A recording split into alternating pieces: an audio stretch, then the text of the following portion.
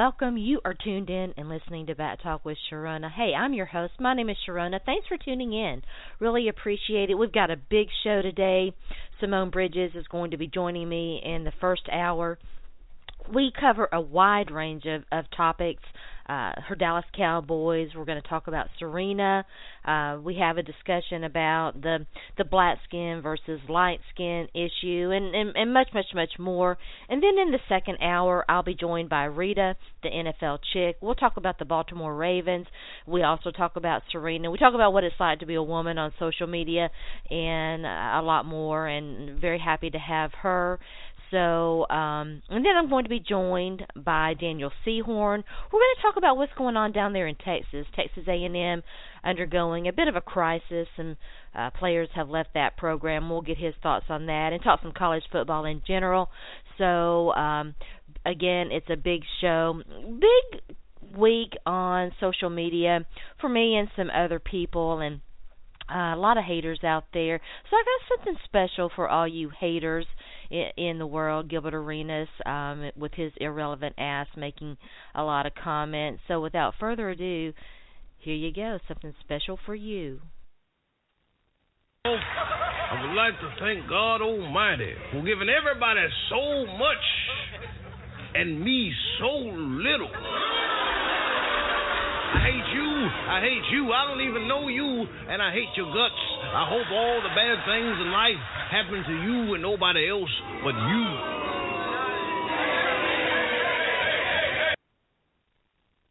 All right, shout out to all the haters out there. Y'all stay cool now. You hear? Up next, Simone Bridges.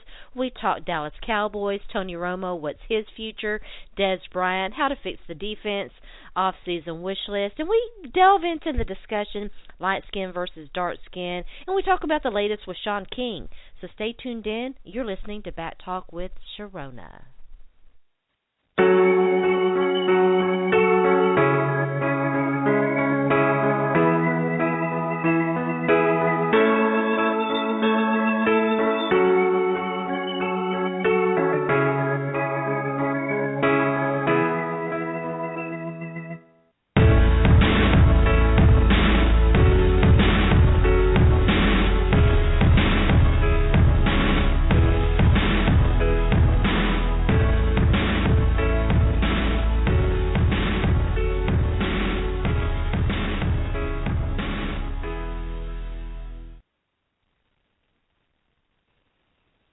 Welcome back. As promised, I'm joined now by Simone Bridges. Simone is a great Dallas Cowboys fan and a great follow on Twitter, and very, very thankful that she was able to take some time out of her very busy schedule to join me for today's podcast. Simone, how are you? I'm doing awesome. How are you, Sharona? I'm great, thanks. First of all, let me give you an opportunity. You've been on this show before, and as I was planning the end of the year podcast, because I had to take some time off for a variety of reasons. Simone is one of my favorite people, and I've really enjoyed having her on the podcast. It's been a while, so tell everybody just a little bit, about who you are and where they can, find your work and stuff. Okay, well, my name's Simone. I'm from Dallas. I'm out here in Cowboy country. You can follow me on Simone on Sports. There you'll see a lot of tweets about sports, social justice issues. I talk a lot about that kind of stuff and how those two things tie in together. Yeah, they really do. Absolutely. These are issues that, they cross over into sports, entertainment, all types of different things. So I talk about that type of stuff a lot.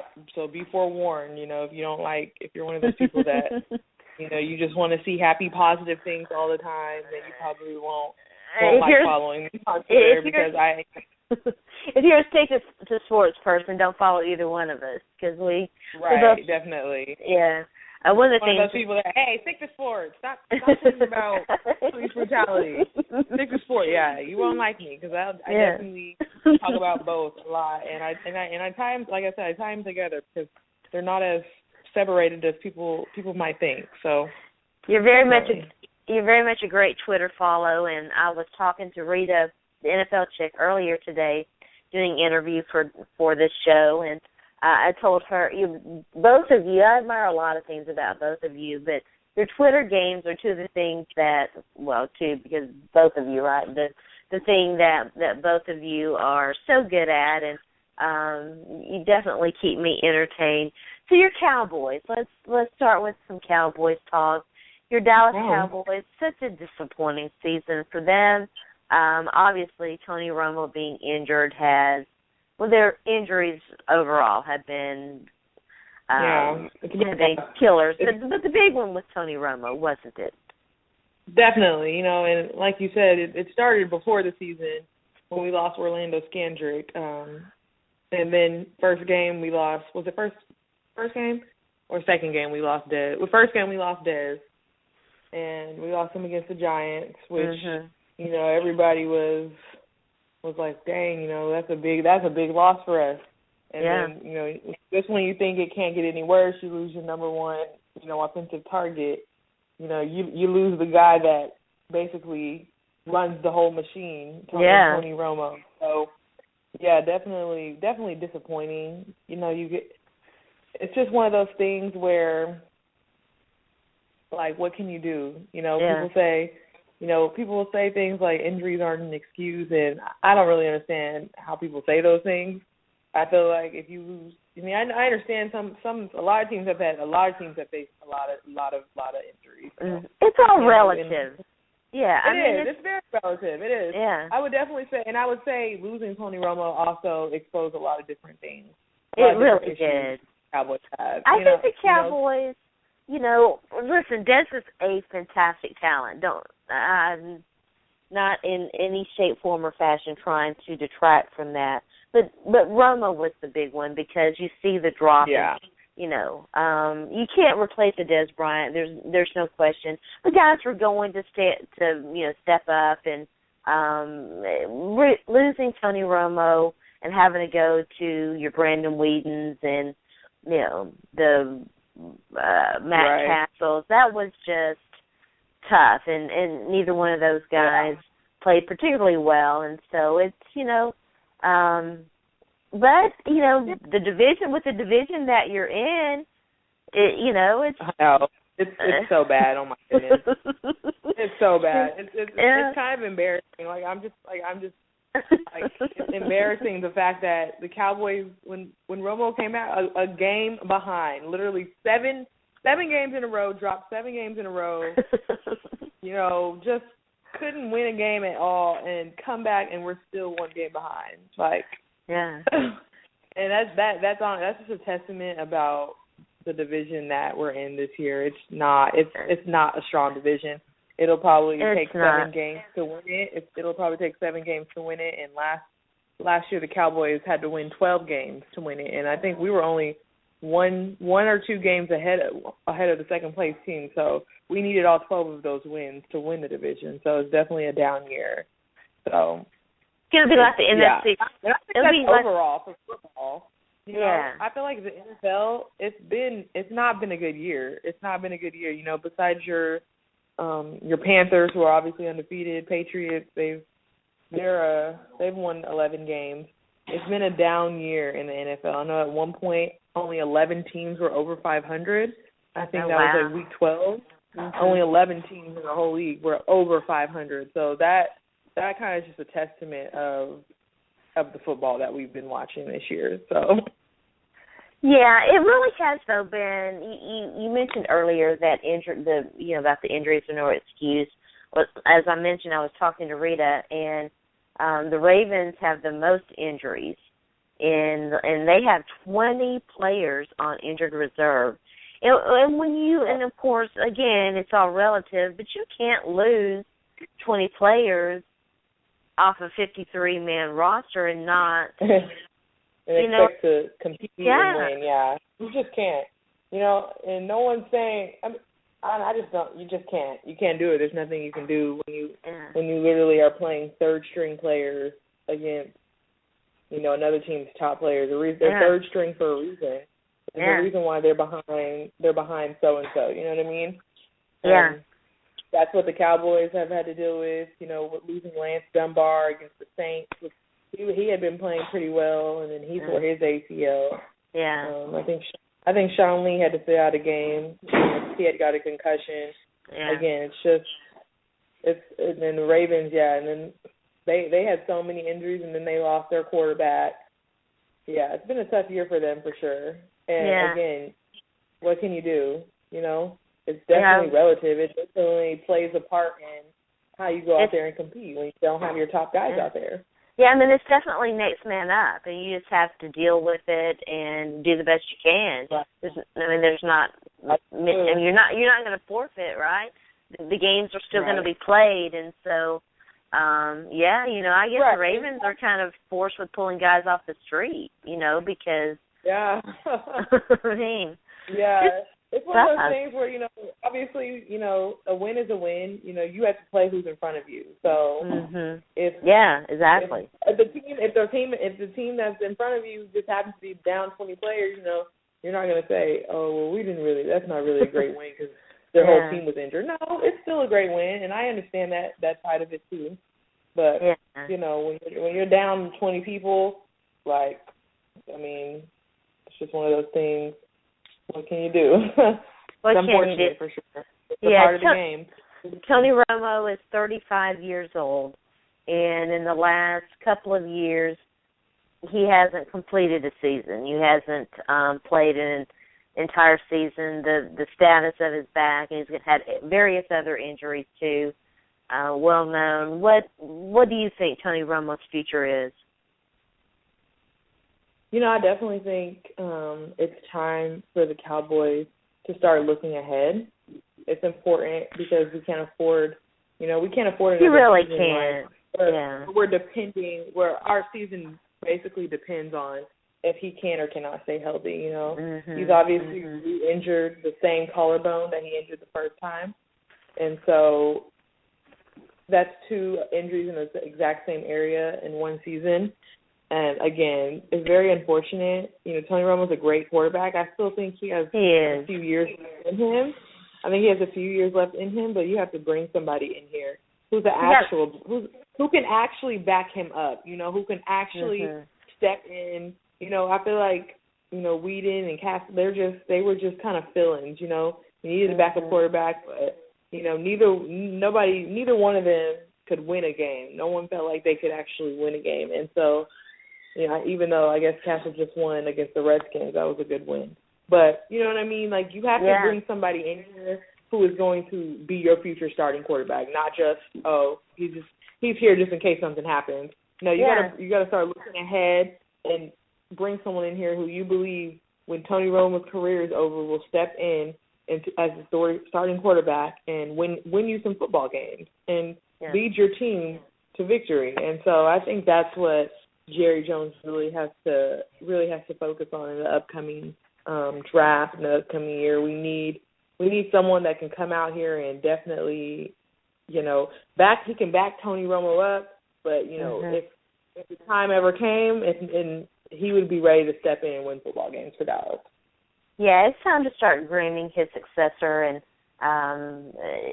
you never know, right? I mean, hopefully Tony Romo can come back and all of that, but even so, this upcoming draft is going to be pretty important to the Cowboys. We'll get to that in a minute. I want to ask you first, though, before we talk about your off-season wish list.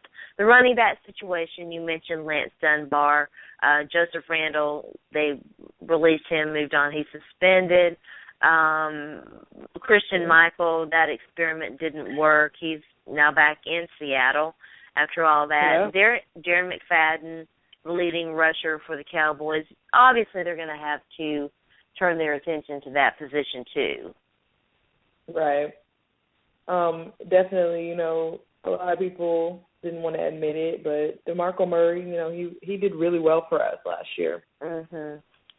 He did really well for us last year, and I think it was definitely a combination of both. I think we made him better. He made us better, Yeah, he's like the third. He's like the third or fourth string now in Philly, which which is really ironic because he was the lead rusher last year by about 800 yards. Like, I think the person behind him had like 800 fewer yards than him. He won Offensive Player of the Year. He blew everybody out in the NFL, and I think that had a lot to do with our line. And he's in Philadelphia. He's in Philadelphia struggling. He's the last option for running back now.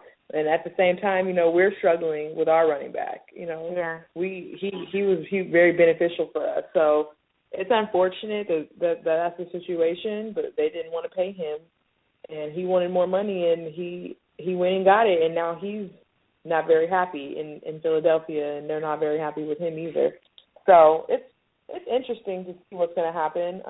We definitely went down in that spot, absolutely, no doubt. Yeah. A lot of people thought that our O-line was just so good, it didn't matter who was back there. Or they thought our offensive line was just so strong that they could put any old running back there and he'd be able to get the same yards that DeMarco Murray got, and that just has not been the case this year. So they're definitely going to have to look at somebody that's really strong in that position. And I don't know if you look for that in the draft. I don't know if you want to draft a running back coming out of college, or if you want to look for somebody in free agency. Personally, I would rather them draft a quarterback, and then I would rather them look for an experienced NFL running back in the free agency. You know what I mean? Yeah. Yeah, I haven't had a chance to really take a look and see who's going to be available in free agency and all that. Of course, we kind of know a few of the college names, and they can certainly, they're not limited to to just drafting one position or the other, but it is, and I think DeMarco Murray, that situation reminds me a whole lot of Javon Curse leaving Tennessee, the Tennessee Titans, and going to Philadelphia for greener pastures and more money. And his career was never really the same either. But you can't fault guys really for going after the money. I mean, and particularly at running back, because there's such a short shelf life there. Right, absolutely, and that's exactly what I said when he went to Philadelphia. Obviously, you never want to see one of your best offensive players go to a division rival. But again, for running backs, the shelf life for them in the NFL is so short. They are so devalued. Their value decreases dramatically year by year. So you have to get paid. You know what I mean? You have to get paid. So you do. Yeah, definitely. And the ironic part is he's probably not even gonna finish that deal. Yeah. But it happens, and that's something definitely that the Cowboys need to focus on. Our defense wasn't looking too bad. I haven't really looked at his contract. I may pull it up here real quick in a minute. Could you see him back in a Cowboys uniform? I don't think no bridges were burned that I recall. No. I don't think see him. I could see him back there. Could. Yeah. I absolutely could see him back in a Cowboys jersey if he got cut.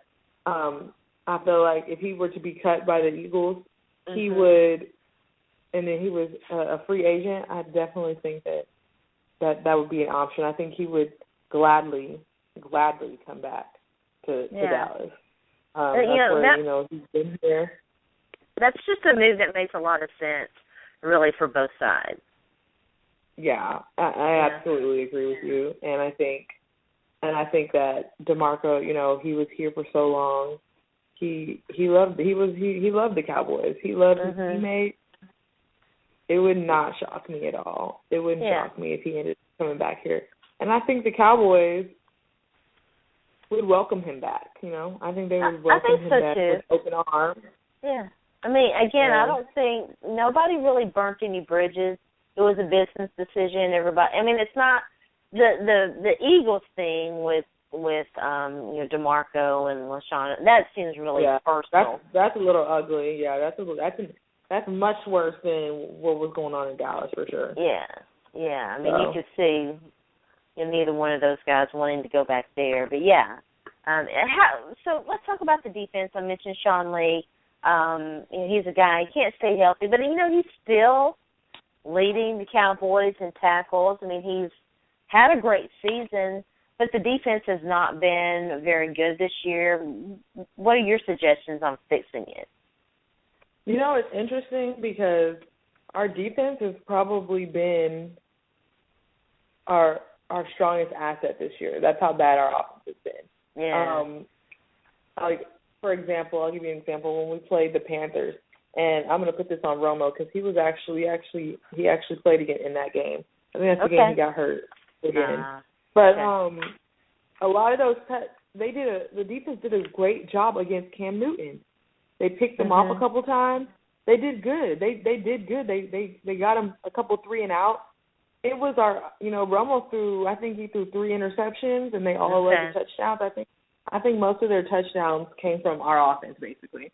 And when you have a defense, but eventually, your defense wears down, and that's again what happened in that game, because when you're continuously getting off the field and coming right back on because your offense is getting 3-and-out and can't get a first down, eventually you're going to wear down, and I think that's what's been happening this season.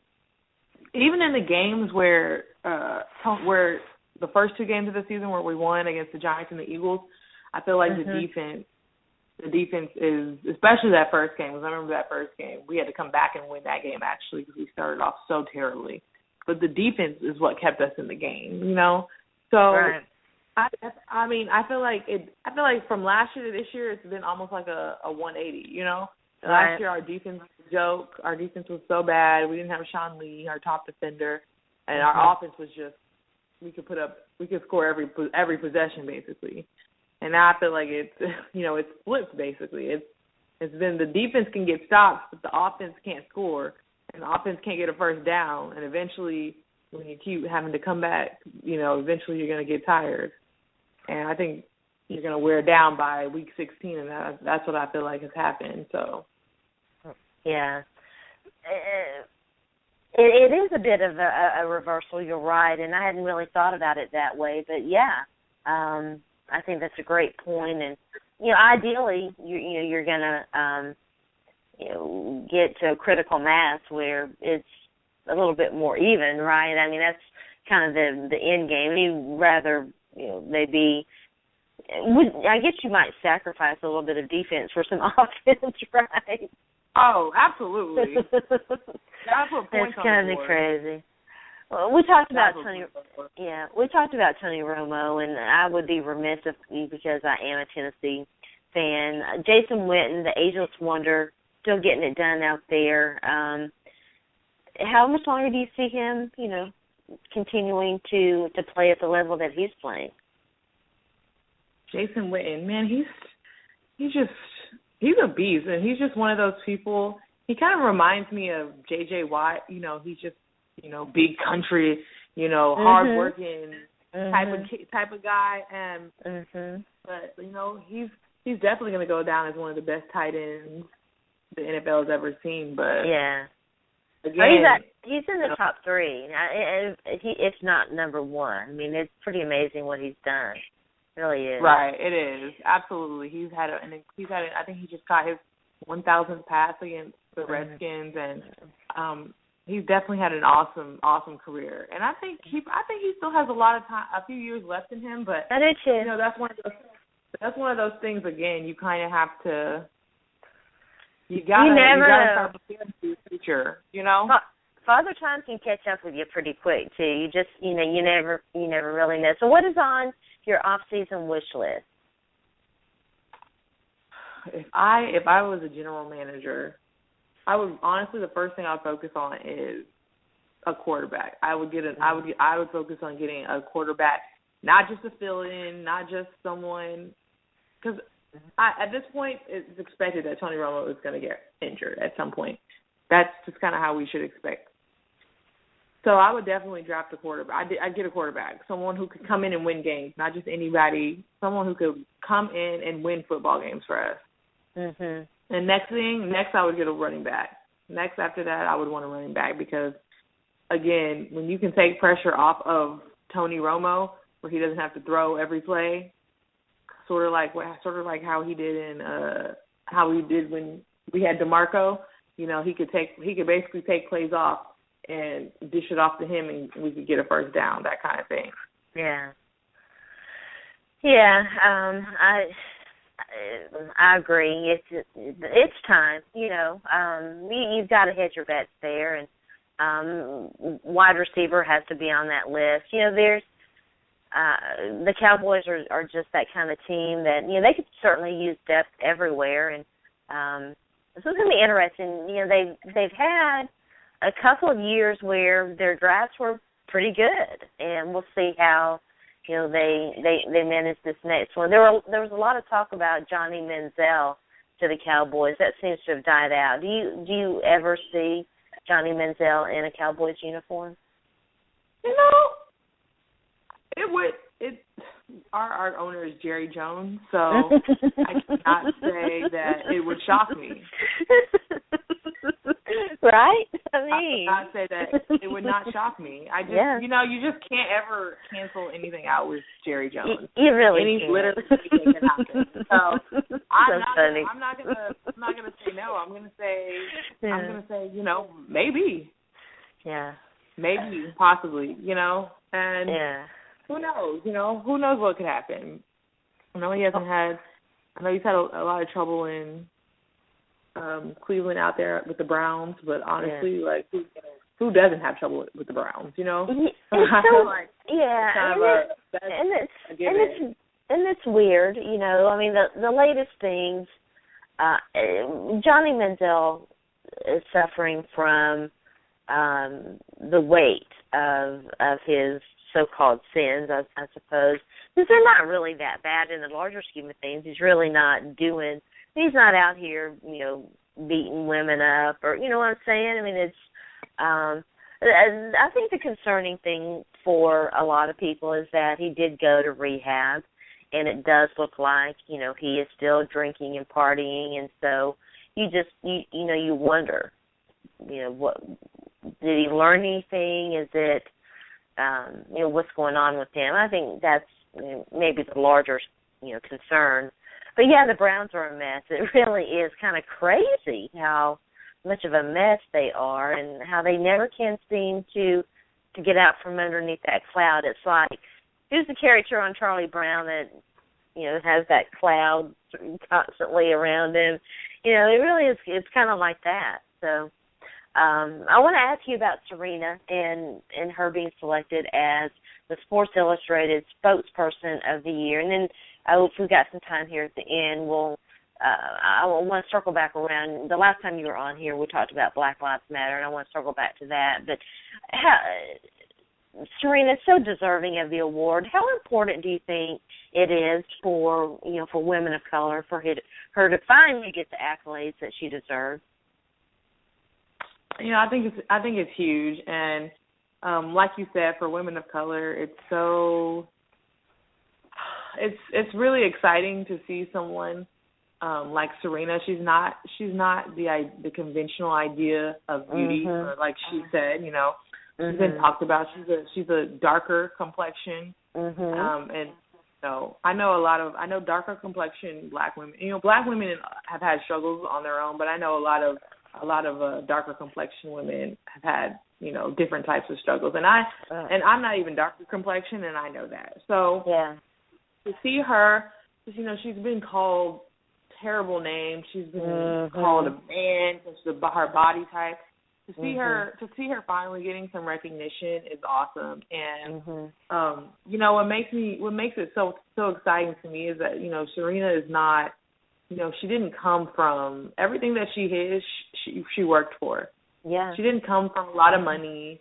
You know, her family grew up in Compton, which I don't know if you know about Compton. It's it's extremely gang-ridden, a lot of violence, and, you know, it's majority African-American, and she basically is dominated. She's completely dominated a sport that was created for white people, basically. Yeah. Not only white people, but affluent white people. Yeah. Not even poor white people, but rich white people. Yes. People that can afford to go and get a membership to a country club, and they can afford luxuries like tennis lessons, things like that. Yeah, that's exactly what I was getting ready to say. Those private lessons are expensive. Yeah, that's who tennis was created for. Tennis wasn't created for the little dark-skinned black girls in the hood. That's not that's not the idea. And so for her to be now dominating a sport, it's an awesome thing. And again, she's an inspiration to a lot of girls that look like her. She really is. She's an inspiration to me, and I'm a grown woman, so she's inspiring a lot of little girls who might not think they're so pretty or they're so good to go out and do it and to give it their all. And that it is possible. Everyone's not going to be the next Serena Williams, but who knows? Whatever it is they want to be, it's out there for them to go get it. It might be some tough roads, but it can be done, and that's kind of what she's shown. And so, and again, when you come from a privileged background, it's kind of hard to talk to people and say, "Oh, come on, you can do it. I did it." You know what I mean? Like, people don't take you as seriously because it's like, okay, well, you had this and that growing up, But when you come, but she can actually get real with people and tell them, this is what I did. Because, again, she didn't come from a privileged background. She came from very humble beginnings, and people are going to take what she says to heart because of that. Yeah. So. Yeah, you said two things that I want to address. First of all, I want to say, you can't talk about Serena without also talking about Venus. And, how dominant both of them were, in the sport. And I think the thing that has always touched me, obviously, you admire Serena for everything she's done. And I had a podcast earlier on in the year. It's been a pretty good while where we were talking about the greatest athletes of our generation. And I'm not so sure it's not Serena. I'm not so sure that it's not, but it's definitely inspiring. But the thing that I think that I connect with in terms of Serena is how close she is with her sister, because I'm very close to my sister, and to see the two of them, it's amazing to me, and I love it. Right, and it is. And again, I have sisters, so I come from a family of girls. And I definitely understand their love for each other. Even when Serena and Venus play in a match together, obviously Serena is the better sister. She tends to win those matches more than not. And it seems like it's almost so painful for her. It's even she's excited that she won, but at the same time, it's almost like she's hurt, that she had to be her sister. You know what I mean? And I get it. I do. It's like when you have that love for somebody, when you have that love for your sister, who is basically your best friend. They've been through everything together. They have other siblings. They lost a sister. One of their sisters was murdered almost, I think, in 2003. So I feel like that's probably made them even closer. Probably. And so they always just have had each other's back and been in each other's corner, even at the award ceremony. Venus was right there on the carpet, right next to Serena, there to support her, getting her award. So it's definitely an awesome dynamic to see, and I definitely think that Venus doesn't get enough credit, the credit that she deserves, because she helped make Serena who she is as a player, as a person. She helped. She made her sister better. She did. She used to make her sister better. All those times she used to beat her, and Serena would go back and she would work hard and train hard.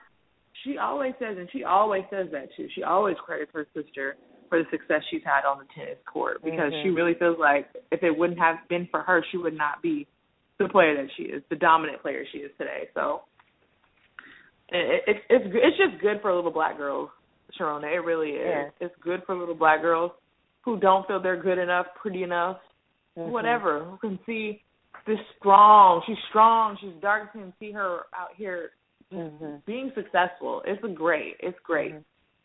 I want to ask you, we didn't put this on the production outline. I want to ask you about Gilbert Arenas here in a minute. But the second thing that you mentioned that I just real briefly want to touch upon, and I hope that you'll come back and we can discuss this in more detail because I do think it's important. And I see it on Twitter, I'm white and there's no way I could understand that. I never have understood the whole debate between light skin and dark skin. I mean, you find beauty everywhere, and that's just that whole debate thing. It was something that I never got. Right. Well, Sharona, I can tell you this. That's nothing new. Light skin being favored is nothing new. This is literally something that dates back to way before any of us were even here. You know, I don't know how versed you are on history and slavery and things like that, but you know, there was a time when, you know, there were certain slaves with one complexion were treated better than others. There were these slaves were able to live in the house. You know, they lived in better conditions. They were up under master, and you know, they were basically a part of the family. You know, right. They had their duties weren't as intense as, you know, people out there picking cotton in fields in the hot sun and stuff. And those were darker people. So it really dates that. Again, slaves, they were just, if you were lighter complexion, and a lot of that had to do with, you know, a lot of these slave masters were sleeping with their slaves, creating, you know, creating mixed children and light-skinned children, and that's a lot. You know, so again, it's deeper than that. There's a really deep meaning to it, but that's just kind of like the surface stuff. You know, it's always been this way. It started back in the 1800s, probably before then, but it really started then when, you know, you had your indoor slaves, you had your outdoor slaves, and that's kind of when people started noticing the separation. And it's still an issue today, as sad as that is. It still is an issue today. I think that's the thing that is so surprising to me. I mean, I'm probably not nearly as well versed as you are, but you know, I obviously have some familiarity, and I guess I just don't understand the perpetuation of that. If that makes any sense, you know, why there wouldn't be more of an effort to eradicate those prejudices that were way beyond your control ever, you know, kind of to begin with, and I know that there's it's complicated. I understand that, right? And, very is. Yeah. And you know, it's not just what a lot of people don't understand is it's really not just a black people issue. It's really not. There are in the Latino and Spanish community, you know, darker people from Spain tend to look down on, say, like a Mexican, because Mexicans tend to be a little darker. So it's an issue in multiple communities. In India, you know, they have lighter Indians and they have darker Indians, and a lot of times the darker ones are the poor ones. They're the ones that live on the streets, and the lighter ones are affluent. You know, it's a really anti-blackness, basically, anti-darkness. It's a really huge problem. I don't know if you were hearing about what was going on in the Dominican Republic.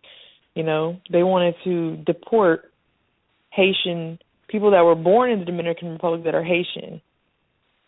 You know, Haitians have darker skin, but they're technically Dominican because they were born there. You know what I mean? But their ethnicity is just Haitian. Their families came over from Haiti, but they were born in Dominican Republic, and they want them deported back to Haiti, and a lot of that has to do with anti-blackness, because a lot of these people, these are black Dominicans, you know.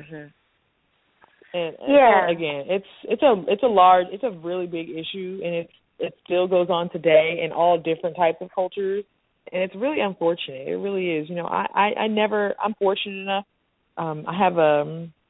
My father is black. He's black, like very dark skinned, and my mom is we actually joke because I know you know about Rachel Dozell, right? Yes, yes. So she's actually darker than my mom. Oh, okay. Oh, okay. Yeah. Now, My mom, does your mom identify as black? Yes. Okay. She's black for sure. Okay. She's black. She's Cajun, but she's black. You know. Right. Which is she's still black. She definitely has a black mother and father. Okay. But she just has lighter skin. Okay.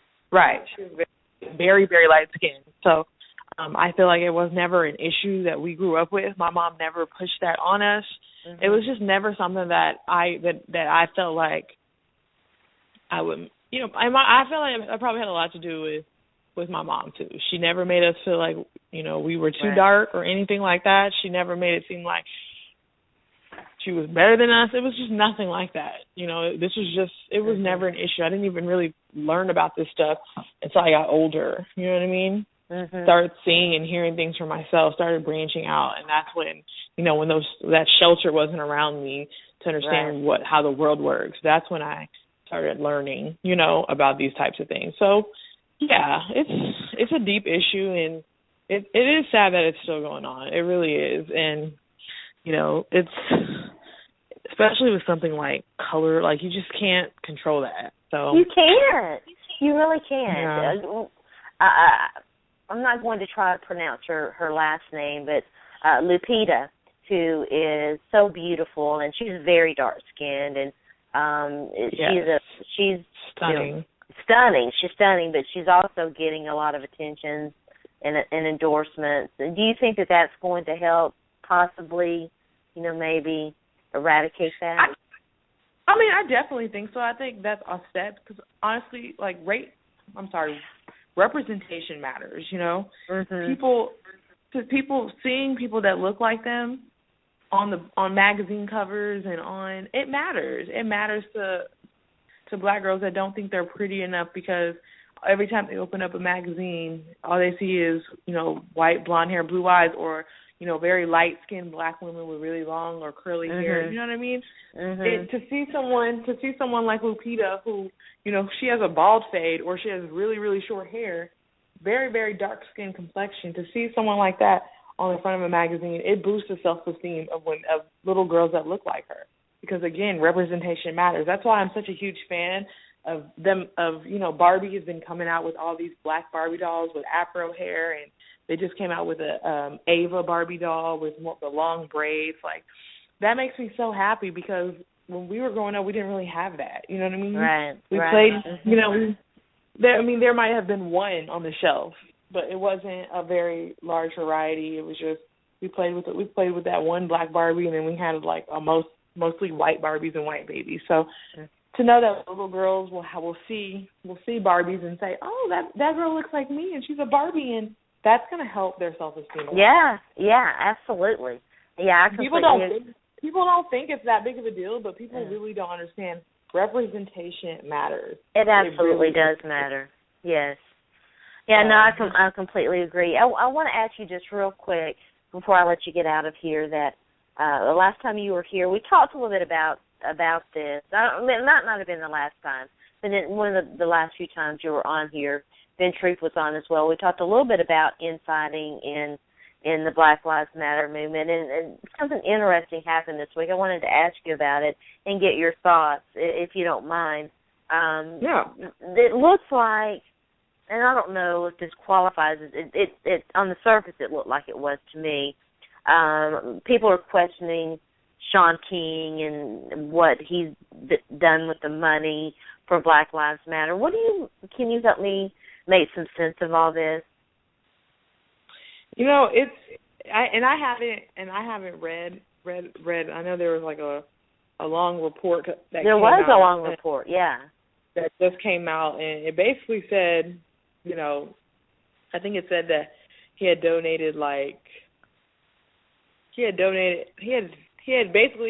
had raised money for Haiti, and I think he kept like $160,000 of it.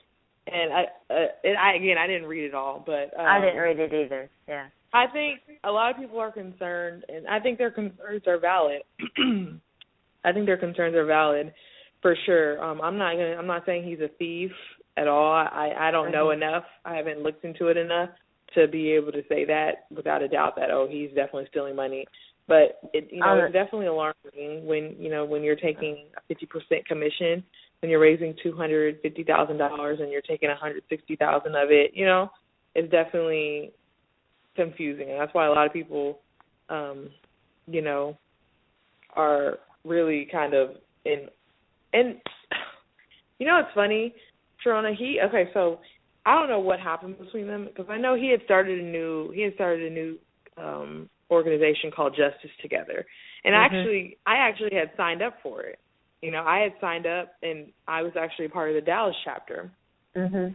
So he did that, and I guess he got a job with New York Daily News, and he decided. Oh, okay. He decided, okay, we're not going to do it. He's not going to do it anymore. And I guess whoever had donated money, he sent it back. And DeRay and Netta, who he was actually arguing with this weekend, they were on there, and they were a part of Justice Together too. And I guess when they started asking questions about how he was keeping money and donations, that's how the fallout began, basically, between the two parties.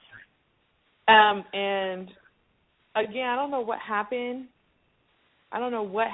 Because it just seemed like, Sean took a shot at DeRay and Netta over the weekend, and it just seemed like it kind of came out of nowhere. I don't know if you saw the tweet, but he said, "Oh, I'm not taking pictures of. I'm not meeting with presidential candidates, taking for photo ops, and because DeRay and Netta had met with Bernie Sanders. Right. I remember that. Yeah, that's kind of what started all the fighting, isn't it? I mean, the big fighting. There might have been some little stuff going on, but that's when. Yeah, that's. I think because they from my knowledge what happened is he was upset. I guess that he didn't like the way that they were asking him about money and how he was recording money and keeping money and things of that nature. He didn't like that, and so DeRay said that after he asked him questions about the money and stuff, that Sean King blocked him on Twitter. Because I know they were friends. I've seen pictures with them together, and when he started the organization in August, he mentioned how DeRay and Netta were going to be a part of it. So I know that they were cool they were definitely friends at some point.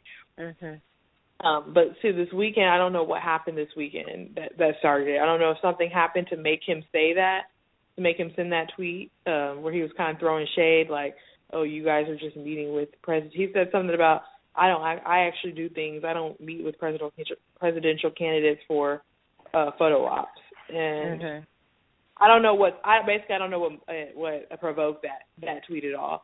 And obviously Netta saw it, and she was having none of it at all. She was having none of it. And you know what? And, a lot of people say. Here's my opinion on that. Obviously, I don't like infighting. Yeah. I don't like it at all. I don't. But can I cuss on here or no?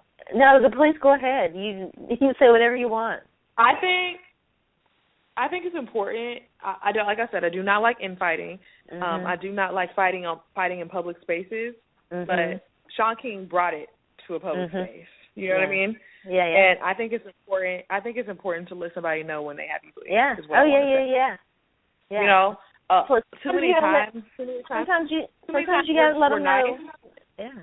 When they have you fucked up. I truly believe that. Especially, I have my thing is being a black woman, and I'm not saying I go off about little things, but I am big on respect, and I feel like sometimes people try me because they think, because I'm nice and because I'm nice. And so when I've even sensed, I'll shut it down quick because, again, I feel like people respect that more than, you know what I mean? And so I feel the second I'm tried, I'll let you know quickly. And I'm not going to cuss you out. I'm not going to do all that stuff. But you will know that you have me fucked up. And you will absolutely know you have Simone fucked up. Don't ever do this shit again. Don't ever do that again. Don't ever talk to her like that again. You'll know. Like, again, I'm not going to get all loud and, cussing and stuff, but you'll definitely know I'm not the one. You know what I'm saying? You'll know. Yeah. I think that's important. I think it's important. Is. A lot of people were saying she should have just ignored it and blah blah blah, and I don't agree with that. And again, see if he would have said that behind closed doors and she would have just come on Twitter popping off, then I would say, okay, I think she's in the wrong for that.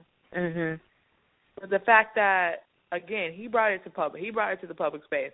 So I'm not mad at her for addressing it in a public space. You know what I mean? Right. And I'm not mad at her for letting him know that he had her messed up. That's not what was about to happen.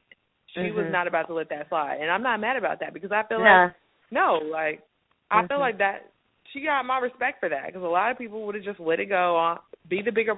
Everyone's always trying to tell you to be the bigger person, and I think being the bigger person is good sometimes. Yeah. But I think sometimes, no, you don't need. Sometimes you just gotta let them know.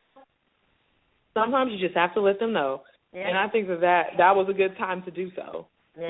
And then you notice she got her few teeth off, and then she said, you know what, I'm done. I'm not gonna do this anymore. And I think that was good. She didn't go on all day. She didn't keep going and go on and going and going. She told him not to try it, not to do it, and then she backed off. And I think that was good. So again, it's not the best thing, it's not the best look, but I don't think it's not harming the movement. The movement very much still is. This is a leaderless movement. I always say that to people. Yes, there are prominent people in this movement, like obviously Shaun King, DeRay, Netta. They're prominent people, but they're not leaders. They're not Martin Luther King. You know what I'm saying? They're not leaders of the of the Black Lives Matter movement. They're just prominent activists. Right. Activists that people know. I'm an activist. People just don't know who I am, and I prefer it that way. But they're just prominent activists, and they just had a disagreement. Basically, that's kind of how I look at it. It's nothing new. I know. I probably said this before. Infighting is nothing new. If Twitter was around during the first, Lord, entertaining stuff. Can't even imagine. Malcolm X did not like Martin Luther King. Martin Luther King did not like him back. And they said nasty things about each other in the press, and they said nasty things about each other's organizations, and that's just what happens. And it's whatever. It's not that big of a deal. People are saying, oh my gosh, it looks so bad to. I'm like, listen, those people didn't care about you before. Like they it's not like they were on the fence and then an argument broke out and all of a sudden they're like, oh, well, I'm not going to support them now. They were never going to support you regardless. They were never going to support the movement regardless. So it doesn't matter. So like I don't even care. Like I'm not. They're like, oh, CNN and all these other stations are going to see this, and I'm like, so like that doesn't matter. I'm not here to appease and make other folks feel comfortable. That's not the point of this. No, it's not. It really is. It's actually the antithesis of it. Right. Exactly. So them seeing us fight doesn't make me cringe like it does some people. It just doesn't. Like, and again, Ned had every right to let him know that was not where it was going. And I don't know what happened. Maybe something happened I didn't see. But from what I'm very nosy. I go and investigate things. I didn't see anything between the two, and all I saw was he threw that tweet throwing shade, and then Netta was like, "Oh, I've been waiting." So apparently there had been some drama behind the scenes because she was just like, "I told you not to try me," and blah blah blah. Right. And so apparently there were some issues going on, and since he brought it to the public, to a public space, she decided that that's where she was going to take it. He started it, and she decided to finish it, basically, which is what she did. Right, which is exactly what happened. And so, I mean, it's not a big deal. I don't really know where Shaun King stands. I mean, again, I feel that report that came out about him, it was not positive for him. That's for sure. It certainly looked like it warranted some investigation. I agree with that. Right, absolutely. And again, I didn't read it all. I still haven't read it all, but just the summary that I was getting from people that people were like, it was not a good look on his part. Right. So I don't really know where he stands. I know that he deleted like all his tweets supporting the Black Lives Matter movement. So Oh yeah. He deleted all. He deleted that like 70,000 seems kind of tweets. petty, doesn't it? It does, and it makes for people like me, it makes you wonder. Okay, it looks like you were using this for profit. Yeah, it to does. profit. It looks like you were profiting off of Black people's pain, and that's obviously upsetting. You definitely want to believe these people are not doing this for any ulterior motives. Particularly after they were so supportive of him, when he was under attack by, was it Breitbart? Right. Yeah. Who is BS? Who is obviously BS. Yeah. But and they were DeRay and Netta were very supportive of him, and they voiced their support for him during that whole fiasco. And so it's definitely sad to see. He got this writing job with the New York Daily News, and now he's again. It seems like he's not really a supporter of the movement, or he just deleted all his tweets supporting the movement. And you definitely wonder, was this his goal the whole time? Did he just have ulterior motives? Just to, you definitely don't want to be taken advantage of. And it feels, there's some people who are not in this for the right reason. And I can attest to that. There's people that want to get notoriety or fame from this. And, when people put trust in you, you never want to find that out, and that's kind of what it's looking like. But, again, I don't think it does any harm to the movement. Yeah, I don't think so either. I did not know that he had deleted all those tweets. That is very, very, very, very interesting. Great stuff, Simone. I kept you far too long. I'm so sorry, but it's always so fun to talk to you, and I enjoy our time together. And, again, I'm so thankful that you are willing to volunteer your time to come on and talk about all these things. Tell everybody out there where they can find you again. So you can follow me on Twitter. My Twitter handle is Simone on Sports. That's Simone with an I, so SimoneOnSports, Simone on Sports. And again, I talk a lot about, social justice, feminism, racism, and a lot about basketball, a lot about football. So a little mixture of everything. So follow me on Twitter. Yeah, definitely. She's a great follow. Have a great, great, great rest of, we're recording this late on Thursday evening. So have a great, what's left of the night. And thanks again. Awesome. Okay. Well, happy holidays, Sharona. Hope you too. Merry Christmas, Happy New Year, all that stuff. Same to you.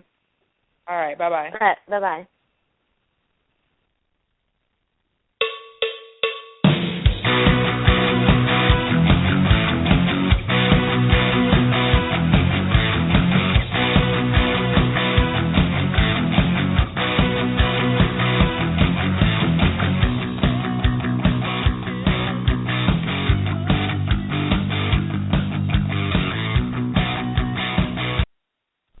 All right, great stuff from Simone Bridges. Be sure to give her a follow.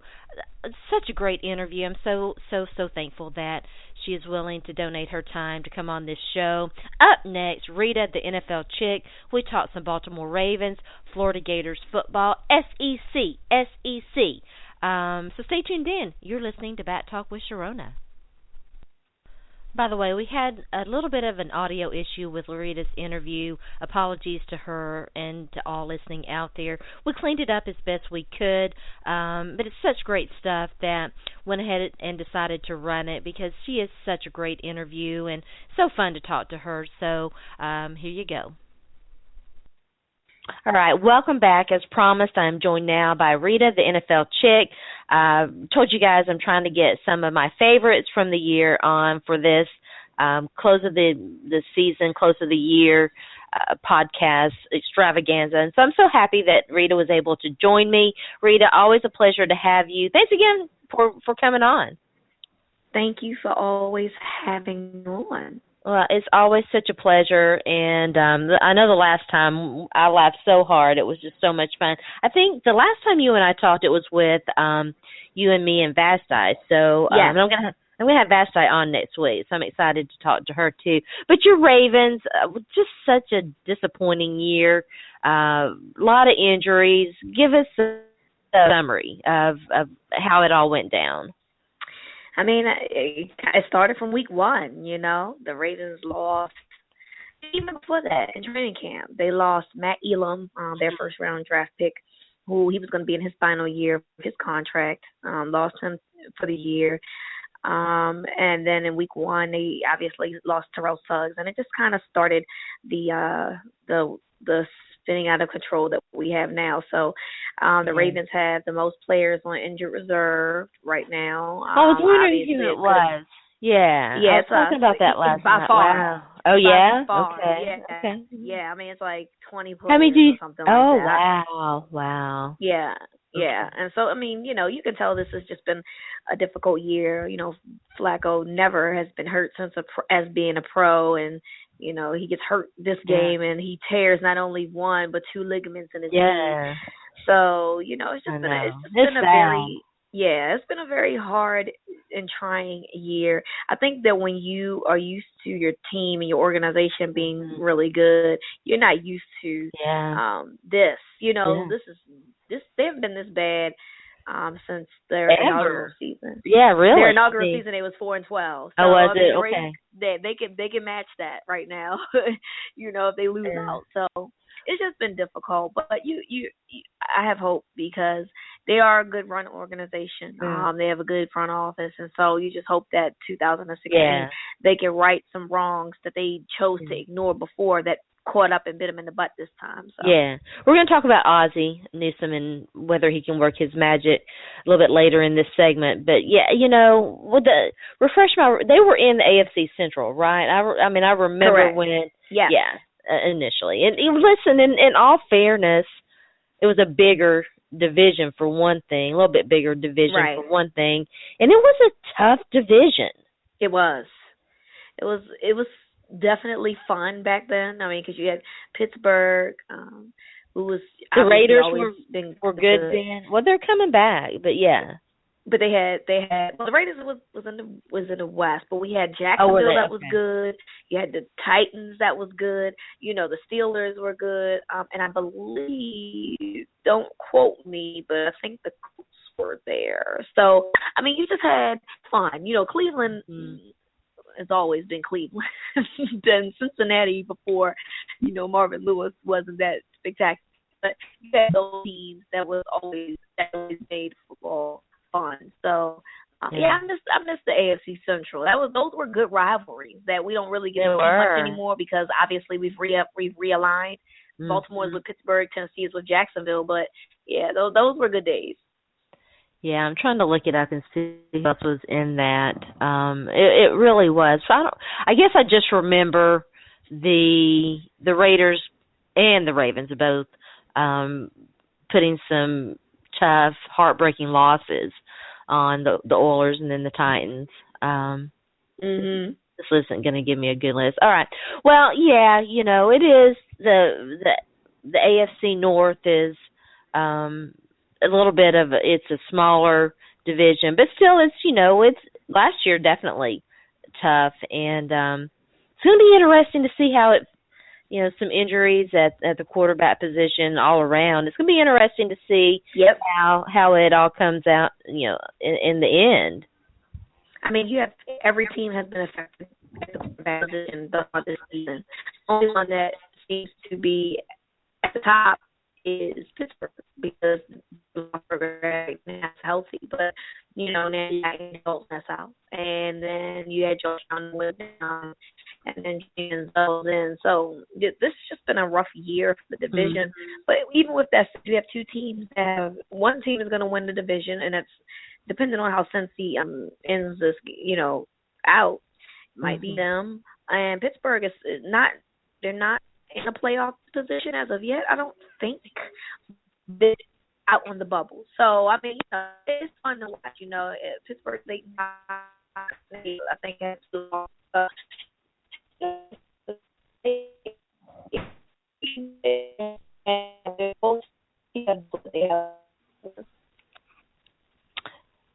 I'm sorry, my internet's going a little bit haywire. Trying to up the voltage on it. Yeah, I'm curious to get your thoughts. What do you think about the Bengals? We didn't put it on the production outline, but they're people might be starting to appreciate Andy Dalton a little bit more now. Now that you see AJ McCarron, I mean, asking a young quarterback to come in and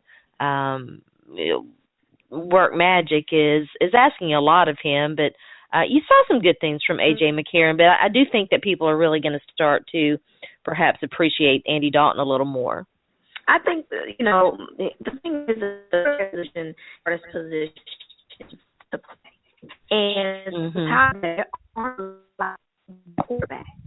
I would say that roughly a third, and probably being generous when I say a third, of quarterbacks in the NFL are good or better. And unfortunately, those quarterbacks that I'm speaking in reference to that are good or better are these guys. Matt Ryan, who's had a bad year. Phillip Rivers, who's lost pretty much anybody he could throw to. And Matt Stafford. And these are guys that people would say they're good this year for whatever reason. So, the quarterback is a definite position that we tend to judge the most, and probably unfairly. I've never been a huge Andy Dalton fan, but that doesn't mean I don't think he's good at it. I think that Andy Dalton's good, very good at utilizing what he has as his strengths. But at the same time, I think that people don't give him the credit he has. And when you have a quarterback like that goes down, then you realize, okay, this is what you're gonna get, and it's gonna the momentum is gonna drop dramatically. Sharona, hold on. Okay. Sorry, go ahead. That's all right. I apologize. And no worries at all. I'm talking to Reeta, the NFL chick. I had to switch internet connections while we took a quick break. I don't know. Technology has really been frustrating for me this week. So let's get back to your Ravens and talk a little. I was looking at their stats, and it's not really surprising when you consider Steve Smith Sr. went down and some of the other injuries. Crockett Gilmore's injured, and but Kamar Aiken is the leading receiver for the Ravens. That has to hurt. Yeah, I mean, going even up until the point that Flacco was injured, the Ravens were ranked 11th on total offense. And so it's funny because we were talking about people giving Andy Dalton his due. Well, you know what? I'm not saying that you should consider Flacco elite, which if anyone knows me, they know I hate that conversation because it's just a stupid one. But I think that when you see the guys that he had, the players that he had, you compare the wide receivers and the pass catchers that he had amongst others, it's really low. I mean, I could probably make a case that maybe, a team like Cleveland could have possibly had better pass catchers than the Ravens because, they have a really good tight end and they have an up-and-coming wide receiver as well. So, when you look at Kamar Aiken being your leading receiver, and Kamar Aiken is probably a 3 or 4 receiver on any other team, but on the Ravens, he's a leading receiver. That's a thought about not only the lack of weapons that the Ravens had, but if I'm telling you that up until Flacco's injury that they were ranked 11th offensively, that says a lot about the quarterback position too. Because it does. People only are as good as their quarterback. I know and I know this doesn't apply to a team like New England, but New England is the exception of the norm. The normal is that the quarterback needs guys that can help him as much, in terms of getting open and those types of things.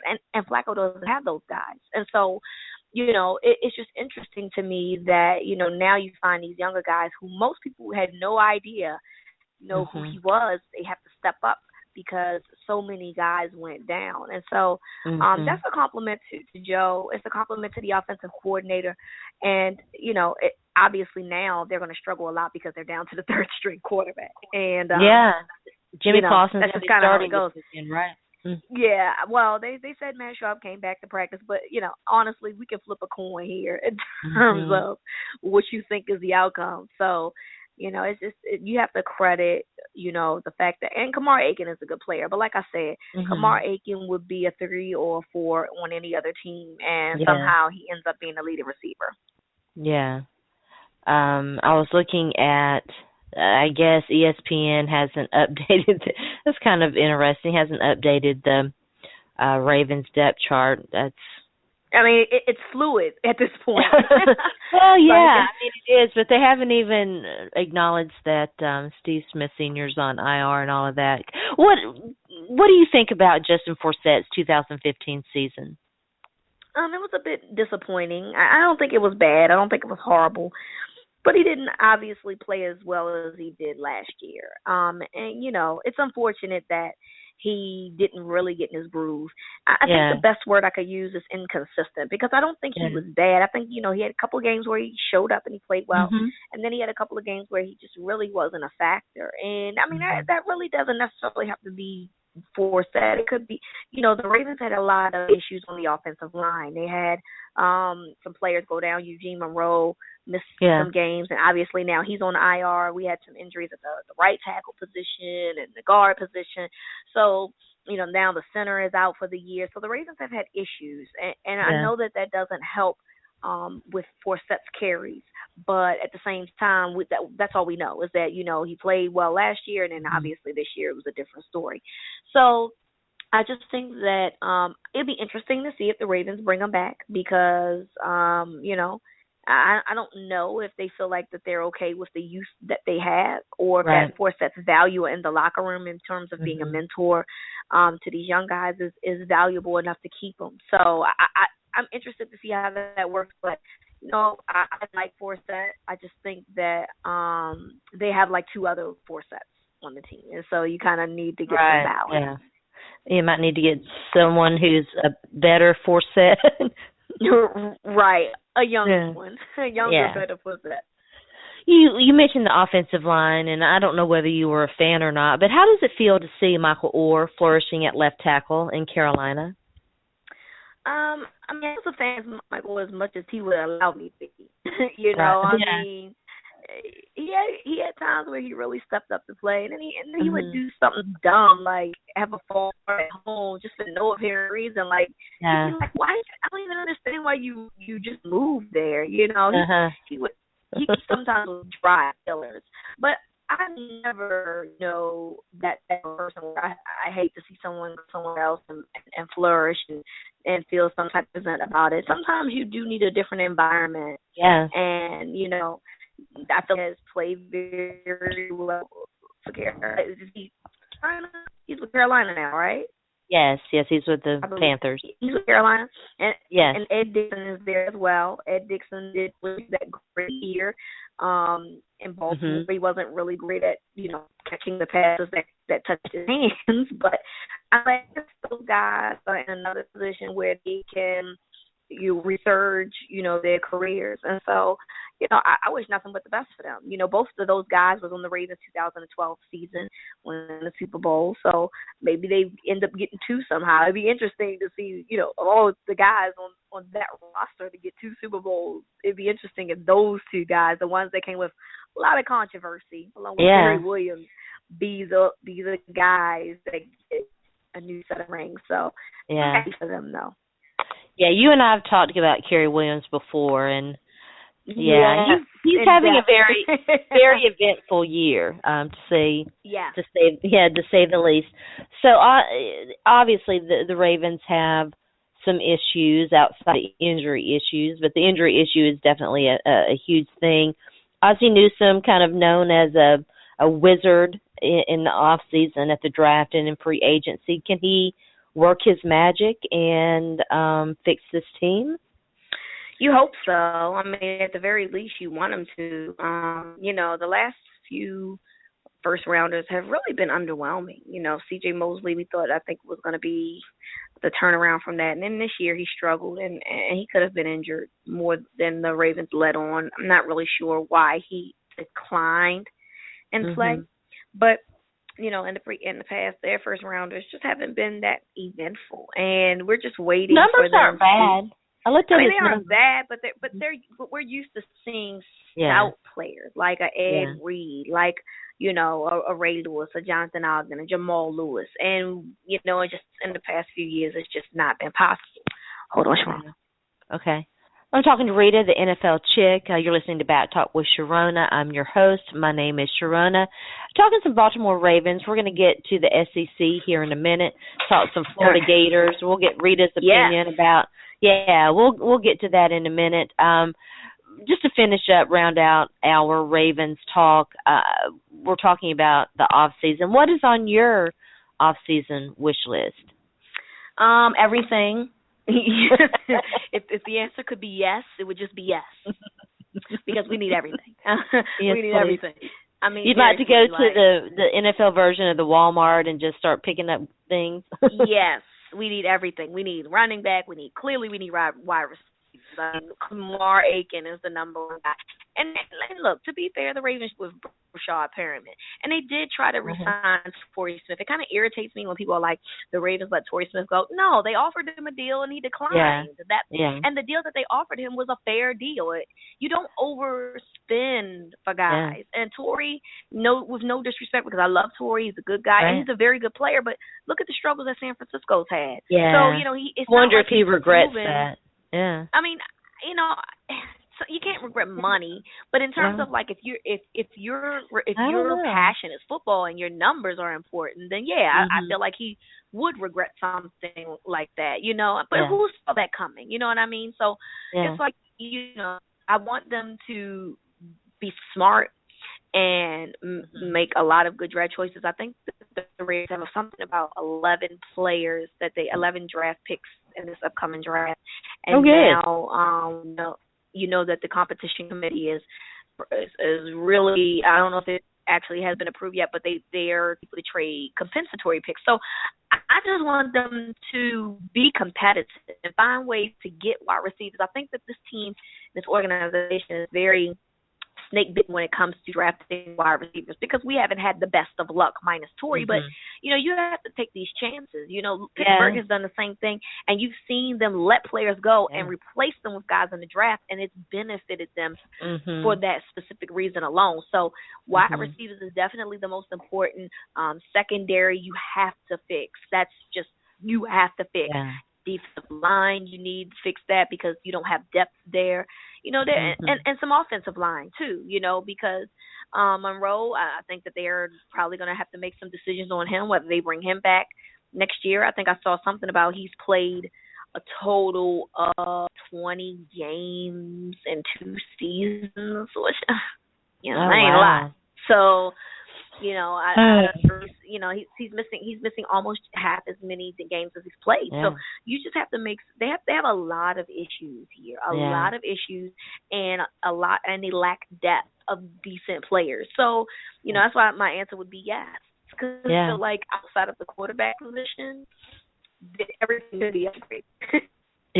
It's a long list, and I was looking at the roster, and what are your expectations? I know it's early. You don't know what they're going to do in the off season and all. Do you think that the Ravens are just going to be in rebuild mode for the next year or two? Maybe, but the way football is set up is that you don't have to be in rebuild mode. Every time that someone says team is rebuilding, they bounce back. I mean, I remember the past seasons, like the Ravens are rebuilding, and then they would be. So, I mean, I don't think that the league really is a quick turnaround. It's all about what you do in your off season, and it's all about the health of your team that determines what happens to you when it comes to January. And so, obviously, those two things are the issues with the team now. But I think that next season they have money. They want to restructure Flacco's contract because his cap number goes up tremendously. They get money back as well from So, and draft picks, picks. You want them to be smart free agency. You want them to give us cap relief, because if I'm Flacco, basically you just want them getting the money that you offered him up front. At the end of the day, I mean, I can't see how he wouldn't want to help team bring in guys that's going to help him better. You understand? So I can't see how he would not be okay with that. But I just think that the Ravens are a good organization. They're very well coached. Obviously, they've had a lot of bad breaks their way, games that should have been just won, and we confirm that. All right, Reeta, are you still with me? Reeta, are you still with me? Hello? I don't know what happened just now. Okay, I'm sorry. Are you still with me? Yep, I'm here. Okay. I'm trying to fix the connectivity issues, and I think we've got them fixed, thank goodness. So sorry about that. Okay. Talking to Reeta, the NFL chick, we're going to turn our attention to SEC football. Reeta and I talked a little bit about Florida earlier around the Florida-Tennessee game. It's interesting. I got into what turned out to be a rather contentious, I think is the word I'm looking for, debate with Tennessee fans. Florida, do you think that they outperformed expectations this year? I think that's a fair statement, don't you? Beyond fair. I mean, they were projected to be either second to last or dead last in the SEC East. No one gave Florida a chance. I didn't give Florida a chance. No one. Those guys in Gainesville that played the game and coaches thought that Florida could be nothing. And so when you started to see that Tennessee game, although very early, it was in September, that was honestly the turnaround game for them. And that was the game that I believe propelled them to get confidence and to, moving and building momentum. That game built them so much. As a fan, I watched that. I mean, in the third quarter, it was really, as a Gator fan, it was very hard to watch. I think I stopped watching it until the fourth quarter when I went to Twitter and I was talking about, how here we go, here we go, again. That game propelled them to the push that they did. And then obviously when Will Greer was suspended, you thought, okay, including myself, trying to be okay. And they started off okay because, he's regressed week after week after week. And so the thing about it, though, is that you see the potential of the team and you see how very well coached that they are with McElwain. I understand that the SEC East is very poor. I don't care. I don't want to hear about how poor it is when you have teams like Tennessee, who I projected to win the East, by the way. Mm-hmm. And Georgia, who, had, their own situation going.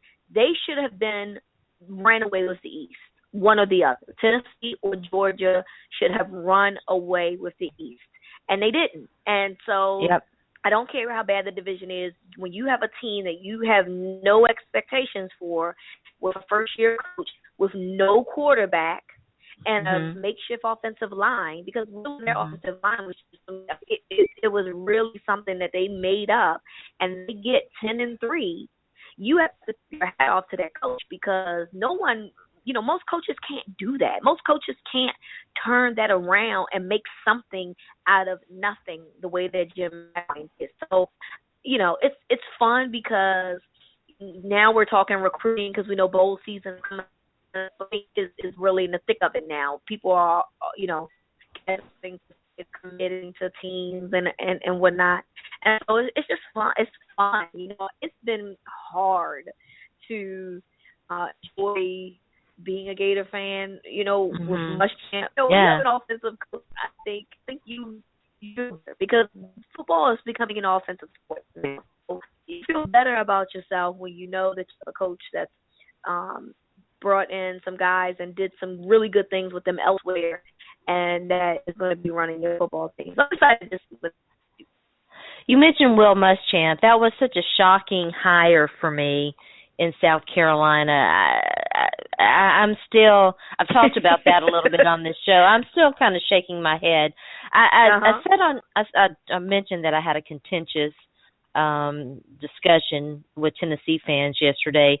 I tweeted that Tennessee had a better roster than Florida, which I think is a very reasonable statement. Absolutely. And particularly at the quarterback situation, yeah. Yeah, and I had dudes telling me that this is why you couldn't take me seriously and stuff. It was just crazy. I feel like defensively Florida had the advantage. Maybe a little bit of an, but one of your best cornerback was suspended for that game. For the Tennessee game. There were two players suspended, two of your best players. Yeah, but well, when you say best cornerback, of course my thought process is Hargraves, and I believe he played. Let me see. I don't know. I don't remember. But the thing is like offensively, here we go. Jalen Tabor. I didn't say your best, but one of your best, and he is one of your best. Because Jalen is one of the best. Yes. So he was. Yes. Now I do remember Tabor being out. And so I mean, my thing is that although I gave Florida advantage defensively, Tennessee get almost 100 rushing yards. Yeah. So I mean, I do agree with you that at least on the offensive side of the ball, Tennessee is a much better. I mean, I don't really feel like it's debatable. I just think that one team probably benefited from, having the coach that they had and being able to make adjustments, and that was the difference in the ball game. I don't really feel like, that thing is debatable. But us as women, we know that when people, particularly men, they love to start poo-pooing what we because we're a woman and stuff. Oh yeah, you just have to. I'm so used to it now. I just laugh about it now because you definitely develop a thick hide and when you have any sort of significant social media presence, and you definitely have. Yes. I think one of the reasons I admire Reeta in so many ways, and I'm always so thankful that she has, she volunteers her time to come on this show. But one of the things that I admire about her so much is her social media game. I think she's one of the best. I don't know. Some women object to the word female, which makes me scratch my head. Women, female, chick, whatever name that you prefer, label that you prefer. You do it very well, and there's so many times I just sit and watch you tweet, and I'm just so incredibly entertained. It's great. But yeah, no, you're right. I'm glad you're entertained. I'm here to be entertained. I'm telling you. So, we mentioned Tennessee. They just gave Butch Jones a raise. This is kind of what got me. Butch Jones has a lot of fanboys in the Tennessee fan base. I can tell you that. From the outside looking in, what was your reaction to Tennessee giving Butch Jones a raise? And it's not an extension, so it's not as bad as it sounds. I guess the direction that they're headed. Maybe they feel like Butch Jones is doing a job. Maybe it's like giving him time. They feel like they're very close to being I'm not really sure. I mean, my thing is if much worse, you fans right now, and Will Muschamp could be yours. So you kind of have to take it for what it's worth. A raise is not an extension. It's just a raise. I mean, people get raises all the time. Doesn't mean they're gonna. Right. He got an extension at the end of 2014, and so, and I think that he got an extension, and now it's like I said that. And I understand why they did it, and you're exactly right. But, in a sense, Butch Jones has them hostage because he has improved the talent, the coaching, the X's and O's, the coaching, the in-game and game day coaching is still a work in progress. But what do you do? Yes. And I mean, that's something that, they got to talk, you got to figure out how to make some change. Maybe you need to make some changes. Coaching staff. No, but I feel like Butch Jones is very close to being, to getting involved. That I'm the same person that picked them to win the East. So that was a very good. I believe it was 3. Looked like it was their time because with all Georgia does what Georgia does. Okay? Yeah. You think they'll just rebuild and reload and be okay? Or Georgia? Georgia. Oh, yeah. You would hope. I mean, Kirby Smart is a good coach. I think that he's a very good coach. I don't know what he's like as a recruiter, but obviously they were able to keep Eason, who Florida tried to steal once Rick left, and he said, "Hey, they say all's fair in love and recruiting." That's right. It's the same thing. So he decided to stay. He's the number 1 ranked quarterback in the country. So I mean, that's a great thing to build on. So I think Georgia will be fine. They're still in the SEC. I think it's very hard. Unless you're Kentucky or Vanderbilt, and Kentucky has actually gotten better too. But Vanderbilt's just Vanderbilt. Yeah.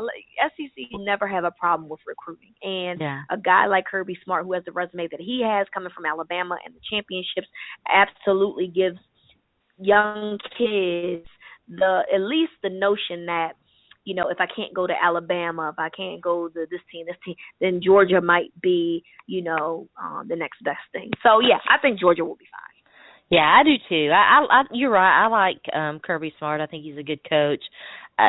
Jeremy Pruitt is a good coach too. I'm not so sure I wouldn't have just gone ahead and kept that continuity and all of that. Right. But they went in another direction, and that's fine. It's he's now at Alabama, I think.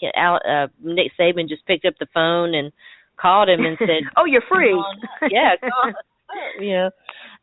Speaking of Alabama, they're in the playoffs once again. Are you excited about the playoffs this year? Of course. I mean, I would still think that 6 teams is more formidable. Yeah. I think 4 teams is just not giving us enough. Too small. But it is. Yeah. We're not. It's not here nor there. I tweeted a few weeks ago that those exact same teams that were that are in it now, they went out and that was about 4 so that they would be in the Final Four, and here they are. They're in the Final Four. I think that they've earned it. I'm excited to see what happens. I think that Clemson got over the hump. I think that Clemson will not pull a Clemson. I won't go there. But I think that Oklahoma is the better team, and I think that Oklahoma beats Clemson. And then I think as far as Alabama and Michigan State goes, Michigan State is good, but I think Alabama's just, better coached. I believe that D'Antonio was one of Nick Saban's assistants at one point. So, Nick Saban always beats down his students. So just kind of what he does. So I think Alabama. Yeah, maybe I'm not giving Oklahoma enough credit. I said that I thought Oklahoma and Tennessee had their rosters were fairly even, but they're definitely a good football team. I mean, maybe I'm biased. I like Clemson. I've always enjoyed watching Clemson, and I think that his name is escaping me. Clemson's coach, Dabo Swinney, has done a fantastic job there. Just absolutely, an outstanding job there. They absolutely, and I'm not a Bob Stoops fan at all. I mean, look at how anti-SEC he is. He's annoying, but he is annoying. Say that, he is. But when Texas beat them, I felt like that was a rude awakening that they needed. It woke a sleeping giant, and they have been on a tear since then. And I'll give you that. Yeah. I just like the momentum that they have now. Now, of course, that can change because they're going to be off for a month, from their last football game. So who knows how they'll show up. And Clemson could very well – if Clemson won, it wouldn't surprise me. Let me say that because this is no disrespect to Clemson.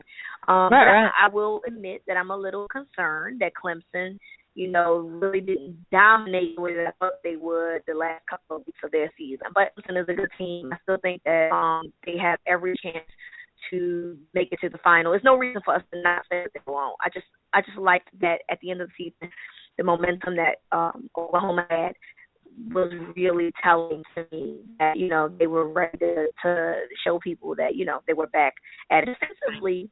Oklahoma is very good defensively, and I don't think no one really talks about, well, at least down the state, they've been really good defensively. And so I'm just curious to see how that all plays out. But, yeah, because I like Mayfield and I like Deshaun Watson. I think that those are probably the two, that quarterback matchup that head-to-head obviously beats the other game. Cause, you know, so you think it's going to be Oklahoma? You think it'll be Oklahoma, Michigan State, or Oklahoma, Alabama in the Alabama? I think it's Oklahoma, Alabama, and obviously we've seen this before. Bob Stoops has beaten Nick Saban before in a big bowl game. And to be quite fair, I feel like he beat him in a bowl game that had better talent. Nick Saban. So, you know, I don't know. I'm not saying I think that Oklahoma wins. I'm just saying that it just, to me, this is the matchup that I feel like gives me the most, that has the most impact, because I like Michigan State a lot. But, you know, I swear to you, when I watched Michigan State and Iowa up until mid fourth quarter, it was just like plucking my eyebrows out. Like, you know, it was just all defense. And so now that we're geared towards offense all the time, it was just a very, you know, stifling game to watch or a period of time. So it'd be interesting to see how this all plays out. I talked a lot about Serena and her very deserving Sports Illustrated Sports Person of the Year award on Wednesday's podcast, and I would be very remiss if I didn't get your thoughts on it before I let you get out of here. What in your mind, what does it mean for women of color to have? Well, Serena is such a dominant player. What does it mean to have her named, very deservedly so, but to have her named for that award? It means everything. I mean, you know, we just don't get that honor that much. Sure, plenty of times we've seen black men, you know, on these covers, but very rarely do you see a black woman in sports get some type of, you know, accolades. And, you know, Serena had a great year, and it ended, you know, I almost cried when it ended, you know, because you wanted her so bad, wanted it for herself. But, you know, I just feel like she's very, very, very deserving of what happened. And I think it's a lot of people are mad and they wanted a horse. First of all, the stupidest thing. You know what a sportsman is? A horse is not a human being. It didn't say sports personality or sports winner. It said sportsman. And I'm like, okay, I don't see how the horse can win that anyway, but you know, it's fun. That's funny to me because, you know, it's a horse, and it's just funny to me because it's really like Serena, and I don't get it, but I don't even care to try to understand. I don't care. For example, well, you celebrate yourself doing well. Everybody's not receptive of your success. So I don't care. Middle finger to the haters. I love Serena. I'm glad that she won. She looks great on the cover. And she does. You know, keep making them mad. She really does. You know, keep sea walking on them. Keep styling on them, Serena. That's right. You know, you're never going to make everybody happy, and the whole horse Twitter is the worst. You heard it here. Who even knew they existed? Right? Man.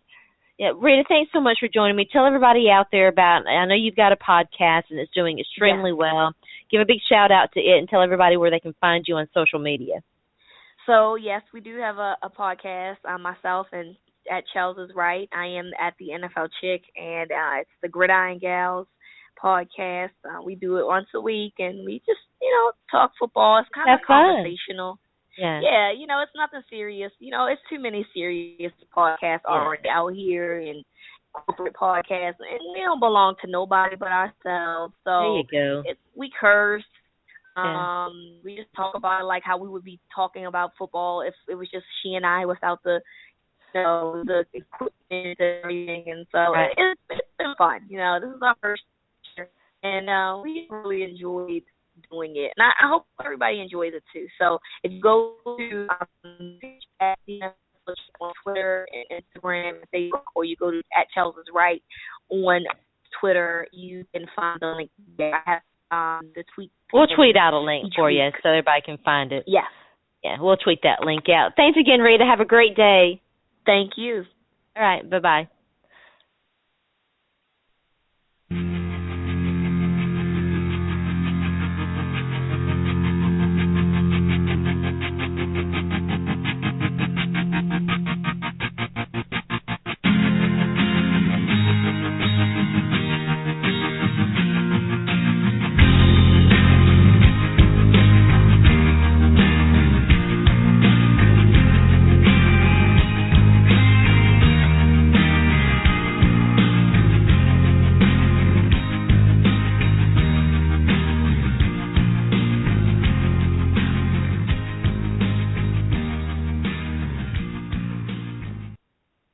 All right, that was always great and just so fun to talk to. Reeta, the NFL chick, great big Baltimore Ravens fan, big Florida Gators fan. Interesting times in the SEC. We're not done with you yet, SEC. Up next, Coach Daniel Seahorn from Black Sports Online, writes for Black Sports Online, and soon to be the producer and star of his own podcast, Cover 3, so stay tuned in for information from that. We'll talk about Kevin Sumlin, what is his future at Texas A&M. Really interesting times for the Aggies football, Charlie Strong, and Tennessee football. I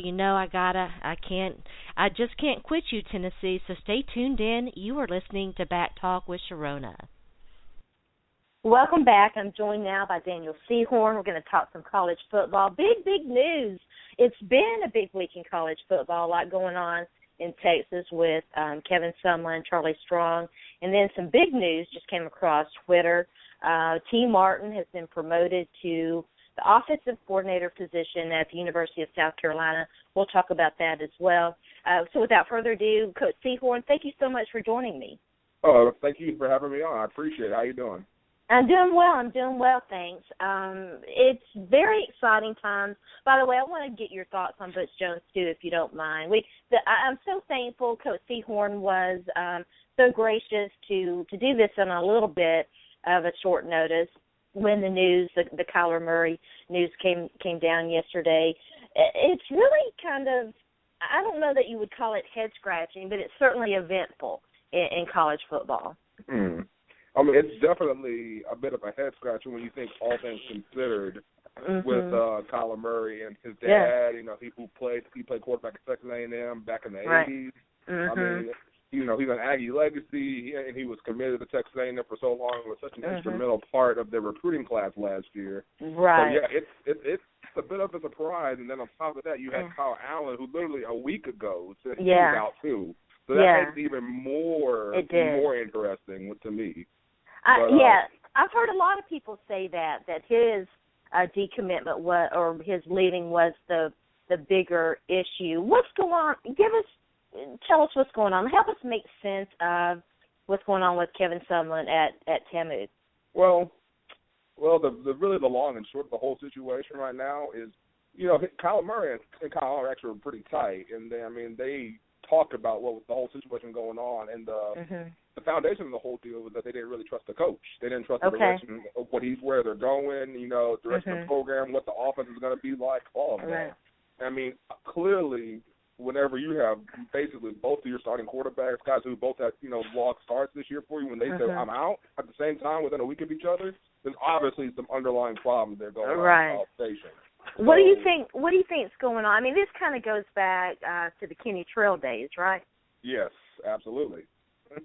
I mean, it's just, let's see, how do I put it? I mean, it seems like there's a bit of a culture problem, really. I mean, that's really what the long and short of it, because you got to think, Kevin Sumlin recruited these guys.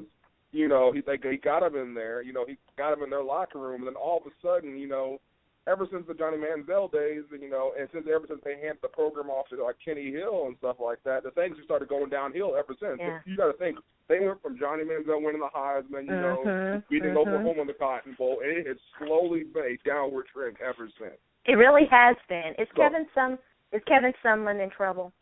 I mean, he's in trouble, but here's the problem with Texas A&M and getting rid of Kevin Sumlin. They're going to owe him about $20 million. I believe that's what the going rate would be to get rid of him. Oh, and, yeah? Wow. And for Texas A&M, their problem would be something similar to what LSU's problem was with wanting to get rid of Les Miles. That's a lot of money to make somebody go away, and then you got to think about getting, the assistants you would have to buy out, and then you have to get a new coach, probably get his buyout done, and then get his assistants in. That's a lot of money. You probably started about $30 million. Right. At the end of the day. I can almost understand the Kevin Sumlin situation a little bit more than and listen, LSU underperformed. There's no question this year. They were a better football team than their record, but Les Miles has done a lot for that program and has been a winning coach at that school. And but on the other hand, I truly, madly, deeply love Kevin Sumlin. So I would hate to see something happen with him. What do you think in the short term? What is Kevin Sumlin's future? I mean, he's going to have to win big in 2016 because at this point, I think if I don't know what you're going to do if you try to fire him now and try to pay all that money. But I think he's going to be back for 2016. But I think he's going to be something similar to what's happening down here in Austin. He's going to have to win a lot of games. Like I think he might have to win 10. Right. To make people feel better because. I mean, I've already heard rumors that people down there in College Station want to buy him out. They're done, they're out, but they know it's going to cost a lot of money, so they may have to, wait it out another year. They're trying to spin this like, and maybe there's some truth here. Does he want to play football? Does he want to play baseball? The spin is that he wants to play baseball more than football. Oh well, here's the thing about Kyler. He's got his future is as a baseball player. That is the fact. He is not going to be an NFL quarterback. Everybody knows that. He's too short, right? Yeah, he's 5'10", 185 pounds soaking wet. I mean, the kid was a great high school quarterback. Let's not get it wrong, but that even the college and the NFL level is a whole other animal than that. And there was talk that if he would have gone to the major league straight out of high school, he could have been a first rounder. He could have been at least looking at $1 million signing bonus. So. I mean, he could. That probably is the best career decision if he just should go somewhere, play baseball strictly, or go to a junior college, play a year, and then declare and go play baseball for the rest of his life. I mean, that might be the best decision for him career-wise. But people are talking behind the scenes say that he still wants to play football. So here we are. Right. It's an interesting question, and people on a couple of things about the Kyler Murray thing. I want to talk. I love Kirk Herbstreit. I love him. He is probably the most attractive Nashvilleian in the city. He's not hard on the eyes, but he had something to say on Twitter yesterday that I really disagreed with. He said, basically, I'm probably going to paraphrase poorly, and I don't know how old Kyler Murray is. He's 18, 19 years old, right? A young kid like that should know what he wants to do before playing a year of football, and I just don't agree with that. He's a young guy. He's trying to figure out what he wants to do. I mean, I think that we forget, that double and triple athletes, that used to be more the norm than the exception. I mean, kids change their minds every 5 minutes these days, so I don't necessarily agree that kid needs to know what he should know then. I changed my major 4 times in college in like the first 2 years. I tell people, and it's tough. I mean, these kids are put under a lot of pressure, especially everybody has to understand the optics of how the recruiting process works these days. There's a lot of pressure on these kids, and a lot of pressure from a lot of different angles coming in on kids, and especially in his situation. When he was getting recruited, everybody just assumed he was locked into Texas A&M, and then here comes Texas, and pretend him almost flipping to the rival of Texas A&M. And people were wondering like who was pushing the buttons behind the scenes. how hard the other coaches were working, to try to get him to change his commitment, and then what was Texas A&M doing to, to smooth over matters to make sure he did end up in College Station, all this stuff. And then he's already being hailed as the savior of the program before he even gets on campus. It's crazy. It's interesting, too, and I don't like to ever, wave the race card or anything, but kids transfer all the time these days. It's a lot more common. Transfer, leave, do other things. I don't even know what Butch Jones' attrition rate is. I mean, he's lost. He's lost commits. Guys change their mind, but it does seem like it's harsher for guys like Charlie Strong and Kevin Sumlin. Yeah, it happens, man. Kids transfer. I mean, I will say, over the past couple of years, I feel like kids are making those decisions much quicker. Like some kids are getting on campus and they don't even make it through camp, and they're like, okay, I'm out. So I will say that has seemed much different than what we've seen in the past. But there's another side of that coin. The kids suddenly realize that this is not where I want to be. You might as well get that decision out the way now. Exactly. And get it out the way. So let's go. And it's really unfair to kids because, coaches can come and go and leave without much impunity. Yet with the transfer rules and all that, it's really weighted unfairly against the student. Well, we shouldn't even call them student athlete. The commits. Let's just call them the commits. Yeah, so you're stepping into a whole other territory right there, because we could talk a whole hour about how how the ramifications for transferring for players, for a coach wanting to leave, and getting out of a contract and go to another job. That's a whole other ball game right there. That's a can of worms right now. Yeah, we really should talk about that sometime. Have a show where we focus a lot on some of the things that the NCAA really should do differently, but what time doesn't allow today. There's a lot I want to ask you about Les Miles, since we brought him up a few minutes ago. What do you make of that situation? It does seem like Les Miles' tenure at LSU is going to come to an end sooner rather than later. Well, this is what I'm going to say about this, because I went in pretty deep on Twitter about how I felt about how they handled that whole thing. It was bad. All, the athletic director and whoever else was pulling the strings behind that, I mean, I don't want to cuss on your podcast, but they should feel really, really horrible about how they treated him. Basically, without even coming to his defense, they let all those rumors and all the speculation just kind of hang out there, and they didn't come out and say anything. But all of a sudden, we in the last game of the season, during the game, we want to make the decision that he can stay, but it's basically because you got told no by Jimbo Fisher. It was a bunch of crap. Like the guy deserves better than that. Like, come on, somebody. Yeah. Somebody.